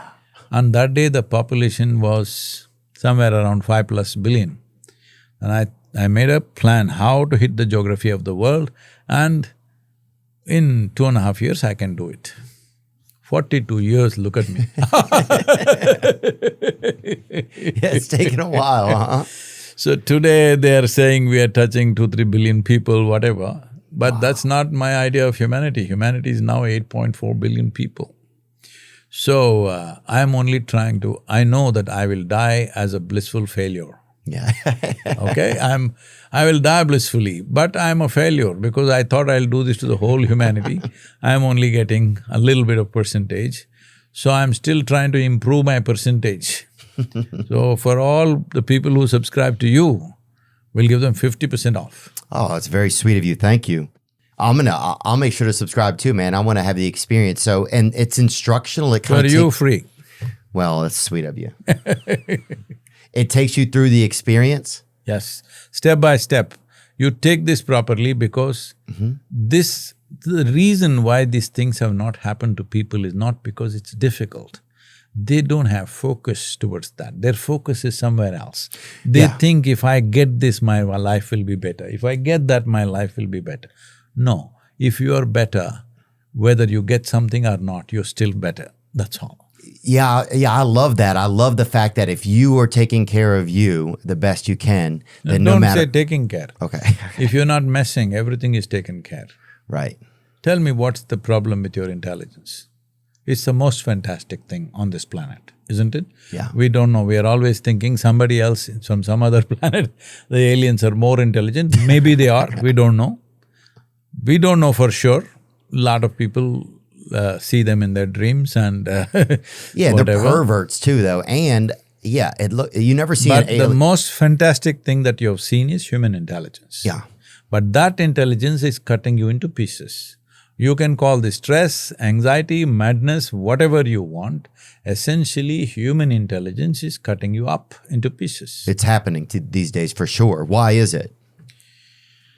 One thing, as I said, it's a sharp instrument and you don't know how to deal with it. Right. There are many ways to look at it.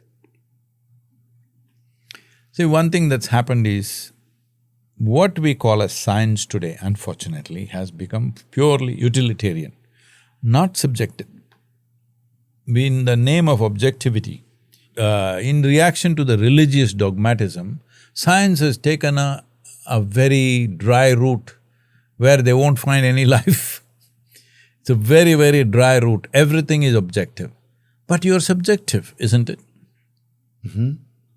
Your experience of life is very subjective. Yeah, for sure. There's no value for that. So we will… with objectivity, essentially it means we use our intelligence to dissect.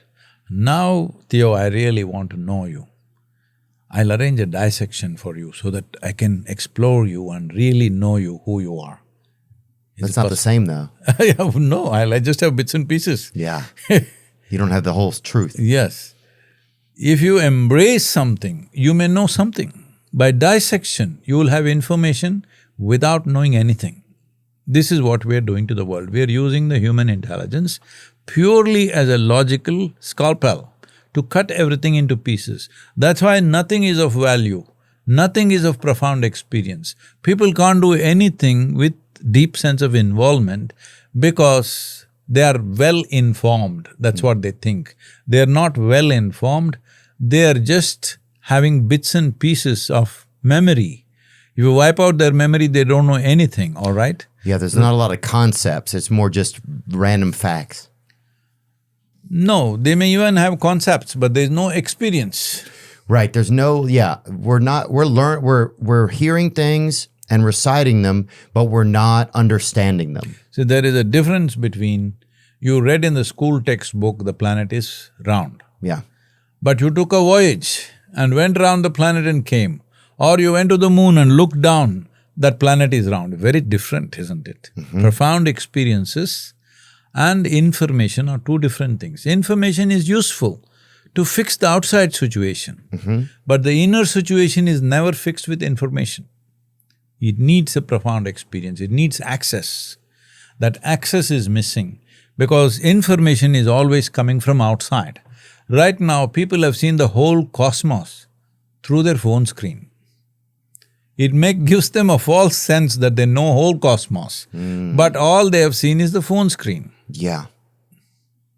So because of this, the basic mental structure, how it works, what happens. See, for example, how our mental structure is formed. Everything that's there in your mind today, whatever content you have in your mind today, is something that you imbibed from outside. Yes? How did you imbibe? By seeing, by hearing, by smelling, by touching, tasting. That's how you imbibed, yeah. That's how you imbibe through your five senses. senses. Yeah. But today, most of it you're imbibing only as information, not even as impression. Right. At least the impressions together would become an experience. But today it's purely information. Just the frosting, no cake. Does that make sense or no? No, oh, okay, like that. I thought just cake, no icing. Oh, I see what you're saying. No, yeah, without one or the other. The without icing cake is actually a good thing. It's bread. But this, we're just getting the icing. Yes. We're not getting any of the substance. Yes. No substance. Okay. No nourishment. Good. Just surface which looks good. Yeah. And when you stand on it, it cracks. Yeah. So all this is metaphorical, but let's come down to the simple fact. The simple fact is this. As we went through this monkey experiment, if you say, I don't want something, only that happens. To this mind, somebody tells you what is good, what is bad. Don't think about bad things. Well, that's a full-time job right now. So without understanding the mechanics of how human system functions, how human intelligence is formed, these things are happening. In the yogic system, we see the human mind as 16 parts. These 16 parts can be seen as 4 segments. These 4 segments are, one is called buddhi, which literally means intellect. Another is called ahankara, which means identity. Ahankara. The third is called manas, which means memory. The fourth is called chitta. We'll come to that. Buddhi means intellect. It's the front end of your intelligence. Buddhi. Like Buddhism almost. It actually comes from that. Yeah. See, if you are above, buddhi means intellect. Dada means one who is above. One who is above his intellect is a Buddha. Ah, Buddha. Yes. That's not his name. Yeah. His name is Gautama Siddhartha. Oh, gosh. He became a Buddha. That means he went above his intellect. That is, your intellect is normally cutting the world into pieces. Whatever you look at, it wants to dissect. So he went above that and looked at the world the way it is. So he is a Buddha. So he's a Buddha. So he's not the only Buddha. Right. There have been thousands of Buddhas and still are. But the fact is that you go above your intellect. Yes. So buddhi is the front end of your intelligence or your mind. It is a cutting edge.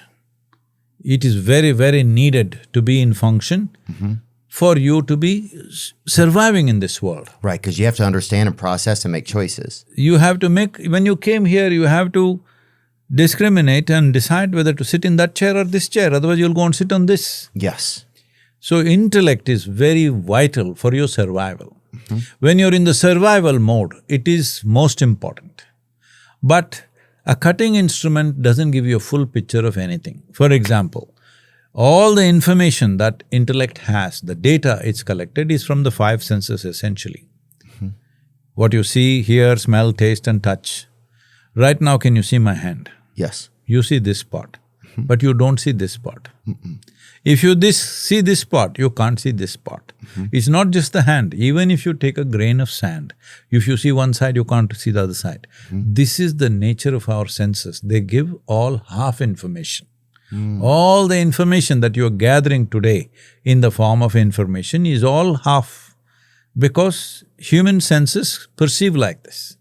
Now with all these half pieces, you make a picture and you think that is it. So what happens with intellect is, suppose I give you a 1,000,000-piece jigsaw. You got 5 pieces together and you said, wow, it's a bear. But there are 1,000,000 pieces, you got only 5. So all the information that you have, all the libraries on the planet, if we grind it and put it in your head, still what you know is a minuscule in this universe, yes or no? Yeah. It's just a minuscule. With this minuscule, you're always making conclusions. Yeah. So the important thing to understand is, intellect is a front-end defender. It's a knife, a sword in your hand. You need to use it discreetly in such a way that you don't go on slaughtering people. You can kill people with your intellect, you know. Human intelligence is killing people, isn't it? Yeah, all the time, always has. Yes. So this is the front end. But now the knife by itself is not dangerous or useful or anything. It depends the hand which holds it, which makes it what it is. So the next one is called ahankara. The word ahankara literally means identity. Ahankara, the sense of identity. Yeah.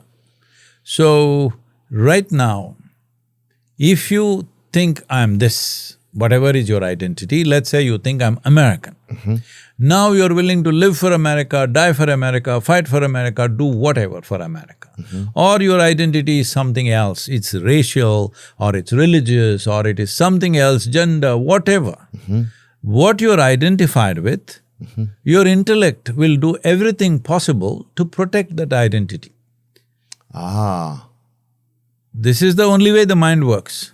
See, right now, your brain cells, my brain cells may not be very different, but you think I'm American. So your intelligence will do everything for America. Suppose I think I'm something else. My intelligence or my intellect will work only for that, because it functions from the data that you have gathered. The data is in memory. So the third dimension of the mind is called manas, which is a silo of memory. Here there are 8 types of memory.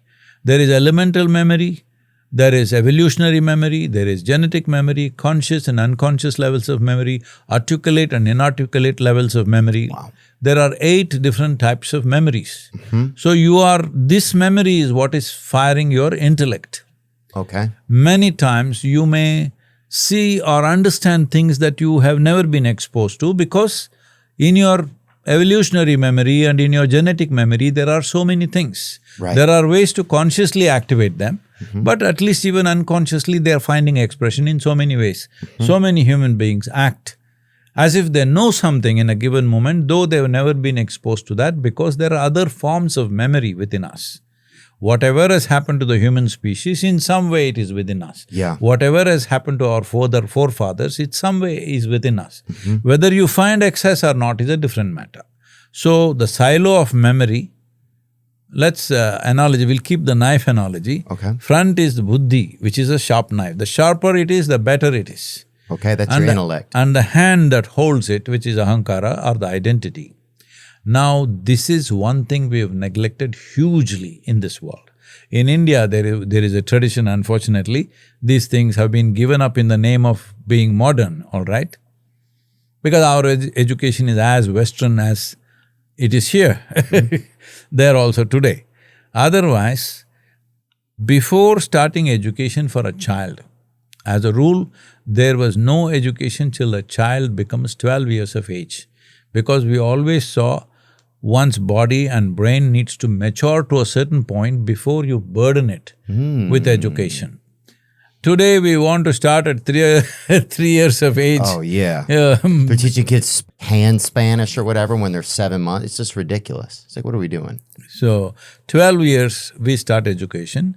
Before we start the education, because education is seen as an empowerment for a human being. Before you empower a human being, first thing is, he has to identify himself with the cosmic identity. First thing is you change your identity from being a son of your parents or daughter of your parents, from belonging to a caste or a creed or a religion. You say, my identity is with the cosmos, I am a product of this cosmos. It's called Aham Brahmasmi.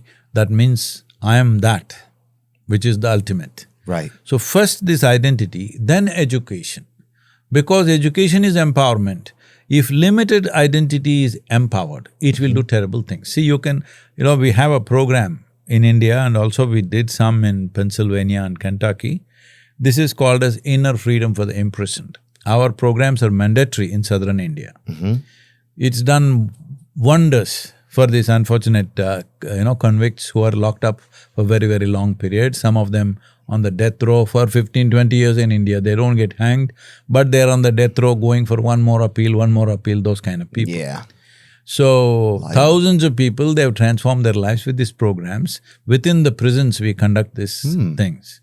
So anyway, when we are doing this, what I realize is, the only problem with him is limited identity. He is intelligent, actually he is far more resourceful than the fools who are outside on the street. I find them very vibrant, high-energy individuals. Only problem is, their identity is so small. My well-being is everything. I want this to be well, I don't care what happens to that. Right. But suppose somebody says, oh, this is my family. What did they do? They included that also into their identity, and suddenly the question of doing any harm to them doesn't arise because this is yours. I see what you're saying. They look at they have more of a worldly understanding, that they're part of something bigger than just them. No, I'm saying let's go one step at a time. You're an individual. Okay. Then you raise a family. Suddenly your wife and your children or your husband and your children or whatever, suddenly they become a part of your life. You're even willing to die for them. Okay. Now you say, I belong to this community. Now you're willing to live and die for that community. Now you say, I'm this nation. You're willing to live and die for that nation. So what is this? You're enlarging your identity. I see.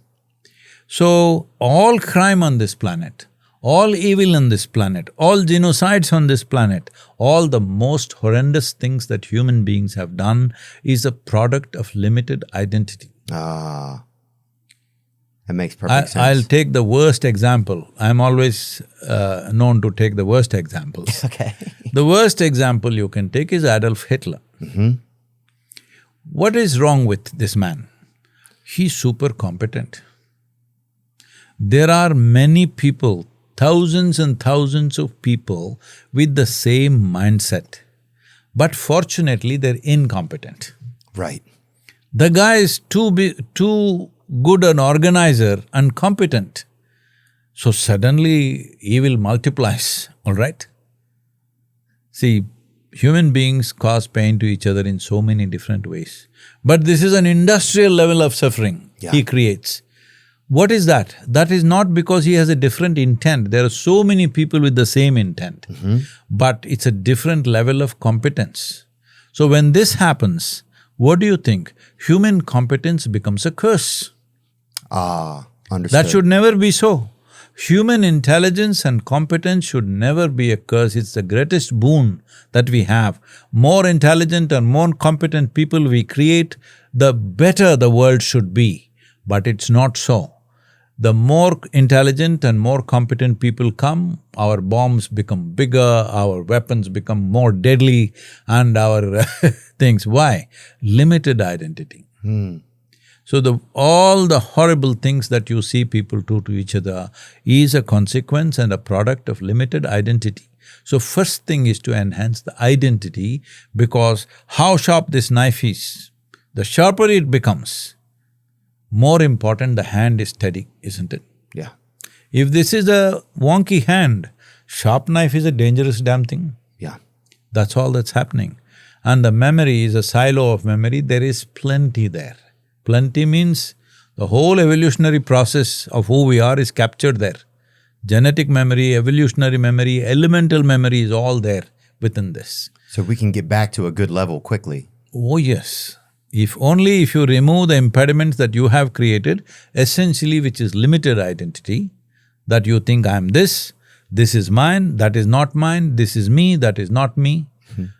This whole thing. If you take away this limited identity, right now we're speaking only intellectually, but this can be done experientially.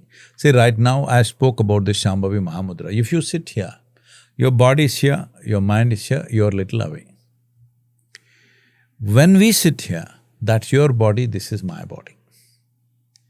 Till we are buried in the same cemetery, we remain separate. Okay. Someday you live 50 years more than me, all right? Someday we'll be connected again. If we buried in the same soil, we will be connected. Yeah. Even now we are connected, we are not seeing it, that's all. Connection does not mean emotions. Connections does not mean imagination. As life, we are connected, all right? So, because what you think is me as a physical self and what I think as me as a physical self is from the same soil, isn't it? That's a good point, yeah. This happened in 2060. You know 2060? 2060? Yeah. We're not there yet. You are not there. Oh, yeah. This happened in 2060. A few scientists wanted an appointment with God. They got it. They went there. And then they said, "Hey old man, you've done pretty well with creation.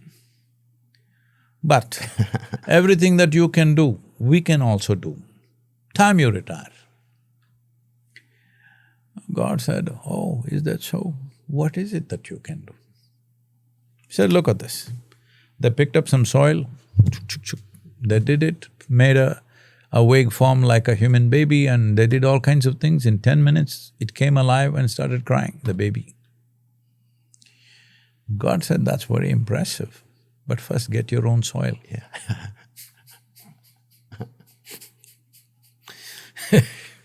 It's Fundamentally, it's the same material, right. all right? But this psychological thing of you is you, me is me, all right? For physical function, this is important. That is you, this is me. That is your body, this is my body. We respect these boundaries. That's your mind, this is my mind. Here and there we may overlap, but still that's your mind, this is my mind.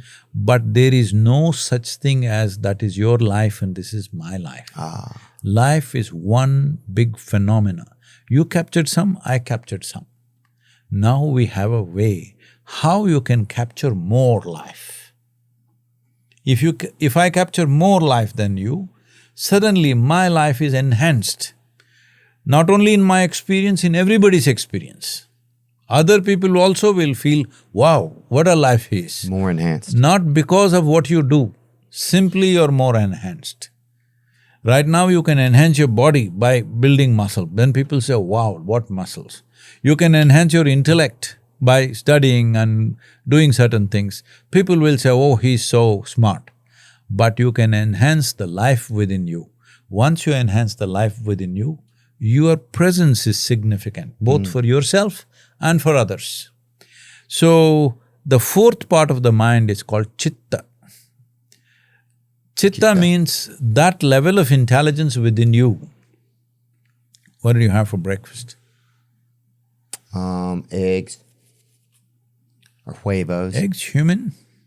Not animal eggs. Animals? Yeah. Birds? Yeah, birds. Okay. Yeah. So, you eat a chicken egg and over this 3-4 hours, this chicken egg becoming a human being, isn't it? The body that you carry is all what you have eaten. So, a bird egg, if a chicken, according to Charles Darwin, has to become a human being, he will say it will take so many million years, all right? But you are such a miraculous guy, Theo won. Such a miraculous guy, over the morning, over 4-5 hours' time, he would transform a chicken egg into a human being. Wow. Are you doing it or no? Yeah, technically, yeah. But missing the whole process, missing the profoundness of that experience, isn't it? Yes. Because unconscious, whatever you're unconscious of doesn't exist for you. Right now, there's a huge dinosaur standing behind you. Don't look back. But if you are not conscious of it, it doesn't exist, isn't it? True. So I'm saying the greatest force in the universe, which is consciousness, most human beings are not aware of it, so it doesn't exist for them. They struggle with their little bodies and little minds endlessly. If you become conscious of an intelligence which is devoid of memory, this is important, please understand this properly. Okay. Your intelligence presently, what you're using, is mainly memory-based. Right. If I wipe out your memory, your intellect is useless. It's like you have a computer. If I wipe out all the memory from it, what does your computer do? You can jam your keyboard, nothing happens. Yeah. Only with memory it functions. So your present intellect or what you're using right now is only data-based. If you remove the data, it's gone. But there is an intelligence within you which makes a chicken egg into a human being. That's not data-driven, it's pure intelligence. You want to call it God, you can call it. You want to call it consciousness, you can call it. You want to call it myself, you can say myself. Call it what you want. But one thing is clear. See, people are always spreading these things. God is love, God is compassion, God is whatever. If you don't listen to anybody, if you paid attention to life, all you can see is whatever created this is super brilliant. Yes or no? Yes. From filth a flower comes, from stink fragrance comes. Is this not just brilliance? It's pretty fascinating. If you just do not take any input from anybody, just pay attention to life around you, you will see. You should have said, God is brilliant, instead of said, because people who are desperate, desperate for love, because nobody around them loves them. Yeah. Yeah. Or they can't love anybody.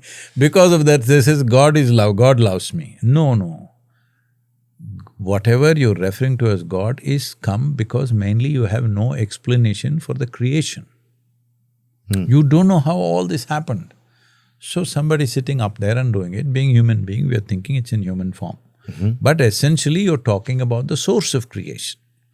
Source of creation, the only way you can define it, if you pay attention to it, is incredible intelligence, isn't it? Yeah. That is the only qualifying value that is there. Rest is all made up according to your needs. If you've fallen down, you think God should be compassion. If you nobody responding to you, you think God should be love. So many things. But if you don't do any of those things, simply pay attention to creation, you will see the source of creation is absolute brilliance. Yeah, I would agree with that. Brilliance, but not data-driven.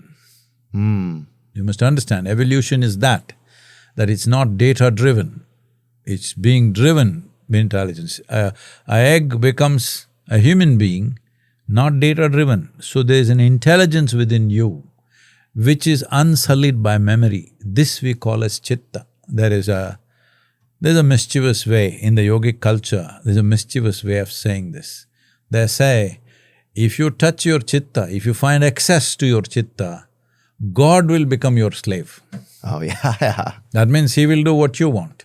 You don't even have to ask. Interesting. Wow. Yeah, it's a lot of conceptualizing, you know? It's pretty fascinating. No. Concept means you made it up. Oh, it does? The word concept means you made it. Ah. This I'm not making it. I'm asking you, that's why, is it fact or fiction what I'm saying? Yeah. So chitta is… we can evolve our chitta or no? We can access. We can access. We don't have to evolve it. It is the thing. Okay. That's fascinating, man. If you find access, suddenly your life is magical. If you don't find access, it's hard labor. So there's a little bit of homework there.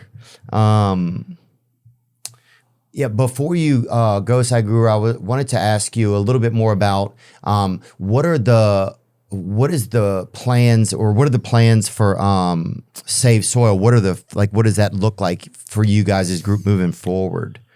See, one thing is as a demonstrating project, we have what is called as Kaveri calling. What Kaveri means What is it called? Kaveri calling. Cavity calling? Yeah, Kaveri is the name of a river Okay. in southern India. It's the lifeline for 3 states. Okay. It runs through the 3 states. As a young person, I grew up around Kaveri river. Okay. What it used to be then, that is 50 plus years ago, what it is today, only 40% is left. Wow. So why is this? Because we must understand this, how rivers are made. Here the big rivers like let's say Mississippi, Mississippi has been fascination for me because we read a lot of Mark Twain. Oh, yeah. I went to his place, Hannibal. Oh, you to did? See, Hannibal, yes, Missouri? to see his house, his museum. That's cool, man. Yeah, I've been to the top of the Mississippi where you can walk right over it at the very beginning. Pretty cool. So I just 2 days ago I got this book I had missed called Roughing It.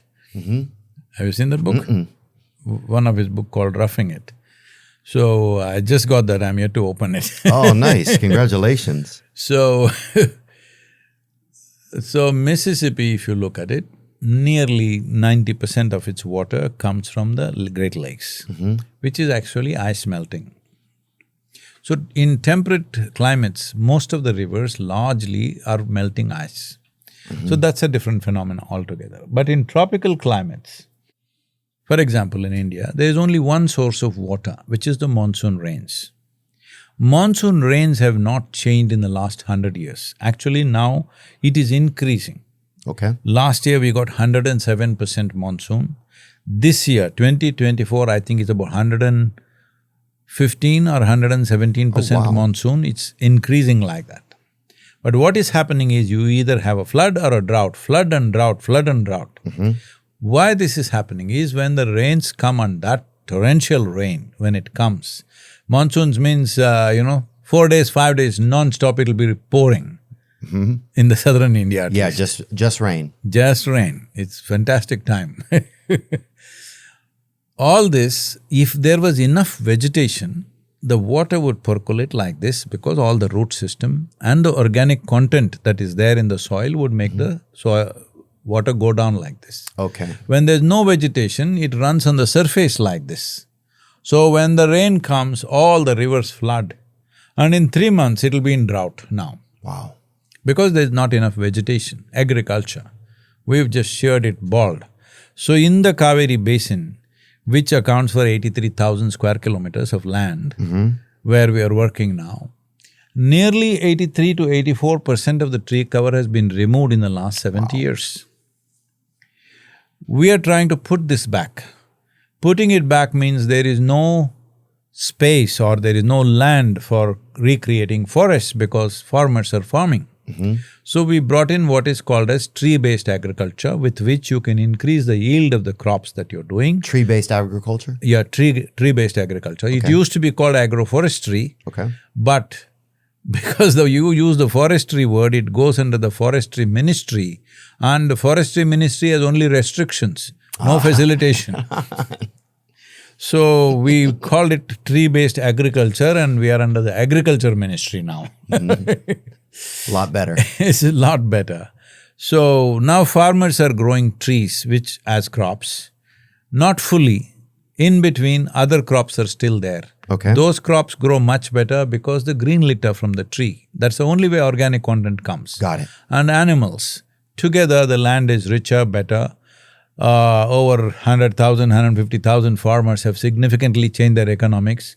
Some of them have improved their income anywhere between 300 to 800% in a matter of 7 to 8 years' time. Good for them. So, right now we are working in these 83,000 square kilometers. As I said earlier, 114 million trees we planted. Wow. We are only asking for 60 cents for a tree. Oh, that's great. All your followers, ask them to plant at least 1 tree on their birthday. That's cool. 1.5 million trees per year can happen. Hey, that's beautiful. Yeah, to think that that's all it needs. Yeah, we forget about that. So each one of these trees About giving back to the system. Each one of these trees are geocoded. Okay. If any one of them dies, immediately they will be replaced. The Indian Space Research Organization is giving us free service for us to geocode. Wow. And these are being planted in India in that basin? And in that basin only. Because the idea is to revive the river to demonstrate that this can be done. Excellent. So we wanted to plant 2.42 billion trees in 8 years. Wow. But we have done 114 million trees. Okay. It's a poor thing, but it's good because… It's still a lot. It's still a lot. Yeah. So get me to 2.4 billion and in 5 to 6 years' time, the river will flow much better because the monsoon rains that come, the land has to hold it. Oh, it will See, need this it. is something that people don't know generally is, people think water means a pond, a lake, a river, something like this. No. The biggest reservoir of water on the planet is soil. It's soil. Soil. Soil and the vegetation that lives on it, but the soil mainly. If it's well vegetated, soil holds the maximum. How much? All the freshwater rivers on the planet, 5 to 8 times more water soil can hold. If soil held that water, temperatures would go down Wow. naturally. People are talking about climate change, global warming. You don't have to do PhD in climate affairs. You just go stand in the hot sun for 1 hour, just go under the tree. Climate change will happen. Yeah. 4 to 5 degrees drop will happen immediately. In tropical countries, it'll be bigger, all right? So, every extra leaf that you put on… green leaf that you put on this planet is one more step towards climate mitigation. Got it. Every extra leaf, I'm not even saying a tree. So, all the people, you are an influencer, you must make sure they put more trees, especially if you put it below 33 degrees, 33-degree latitude. It's most effective because that's where the maximum sun is. Ah. So one way for us to help fight climate change is to have more trees on our land. More green leaf. Because the photosynthesis as a phenomena, which is the basis of our life, has come down by 80% in the last 1,000 years. 80%. Yeah, no, I think this is great information, and it's good for me to learn too, and it's just… See, we are putting solar panels. Well, that's needed for your home, but the best solar panel is a green leaf. Yeah. It captures solar energy and does fantastic things and makes life out of it. Yeah, well, I just think the fact that it's picturing… it's an overall idea of just seeing the world as more than just yourself, of seeing… No, even if it's just for yourself, because it's natural for people to think of their well-being. Right. See, everybody is busy talking about carbon. I'm not saying it's not important. Carbon, particles and carbon dioxide is important thing to manage. But what is most important is, right now our oxygen levels in the world is coming down slowly. If you push it up by 2 to 3 percentage points, mental health, physical health, plant growth, everything will boost itself. Life will happen better. Yeah. Right now it's some 22.6% or something overall atmospheric oxygen. If you push it to 30%, we will live a grand life. Wow. The only way you can do that is more green leaf. Yeah, these are the global O2 levels right here. Look at this. This is unbelievable. Is that real? Oh, they got a picture. Okay, yes, it's real. What is that? That's unbelievable. Where is it? What's the percentage now? 21% something it is. If we push it by 5% or 6%, boom, life will happen so much better. Yeah. Well, I'm looking forward to life happening better, and I appreciate you, Sadhguru, just sharing what some of you guys' initiatives are with Save Soil, and also just helping us have a new idea of ways to experience our experience, you know? And I'll also give you information about Miracle of Mind. Our idea is to make at least 3 billion people close their eyes for 12 to 15 minutes a day with some instruction. If 3 billion people do that, there'll be a significant change in the way the human beings are. Let's make it happen. You got one… your contribution is 1.5 million. I'm ready. Hey, look, I'm definitely going to start with myself for sure, and I'm sure a lot of our listeners will want to get involved. And we'll put the links on that stuff below in the information. And Sadhguru, thank you so much just for your commitment to, I think, I want to say, just trying to spread more awareness and peace in the world.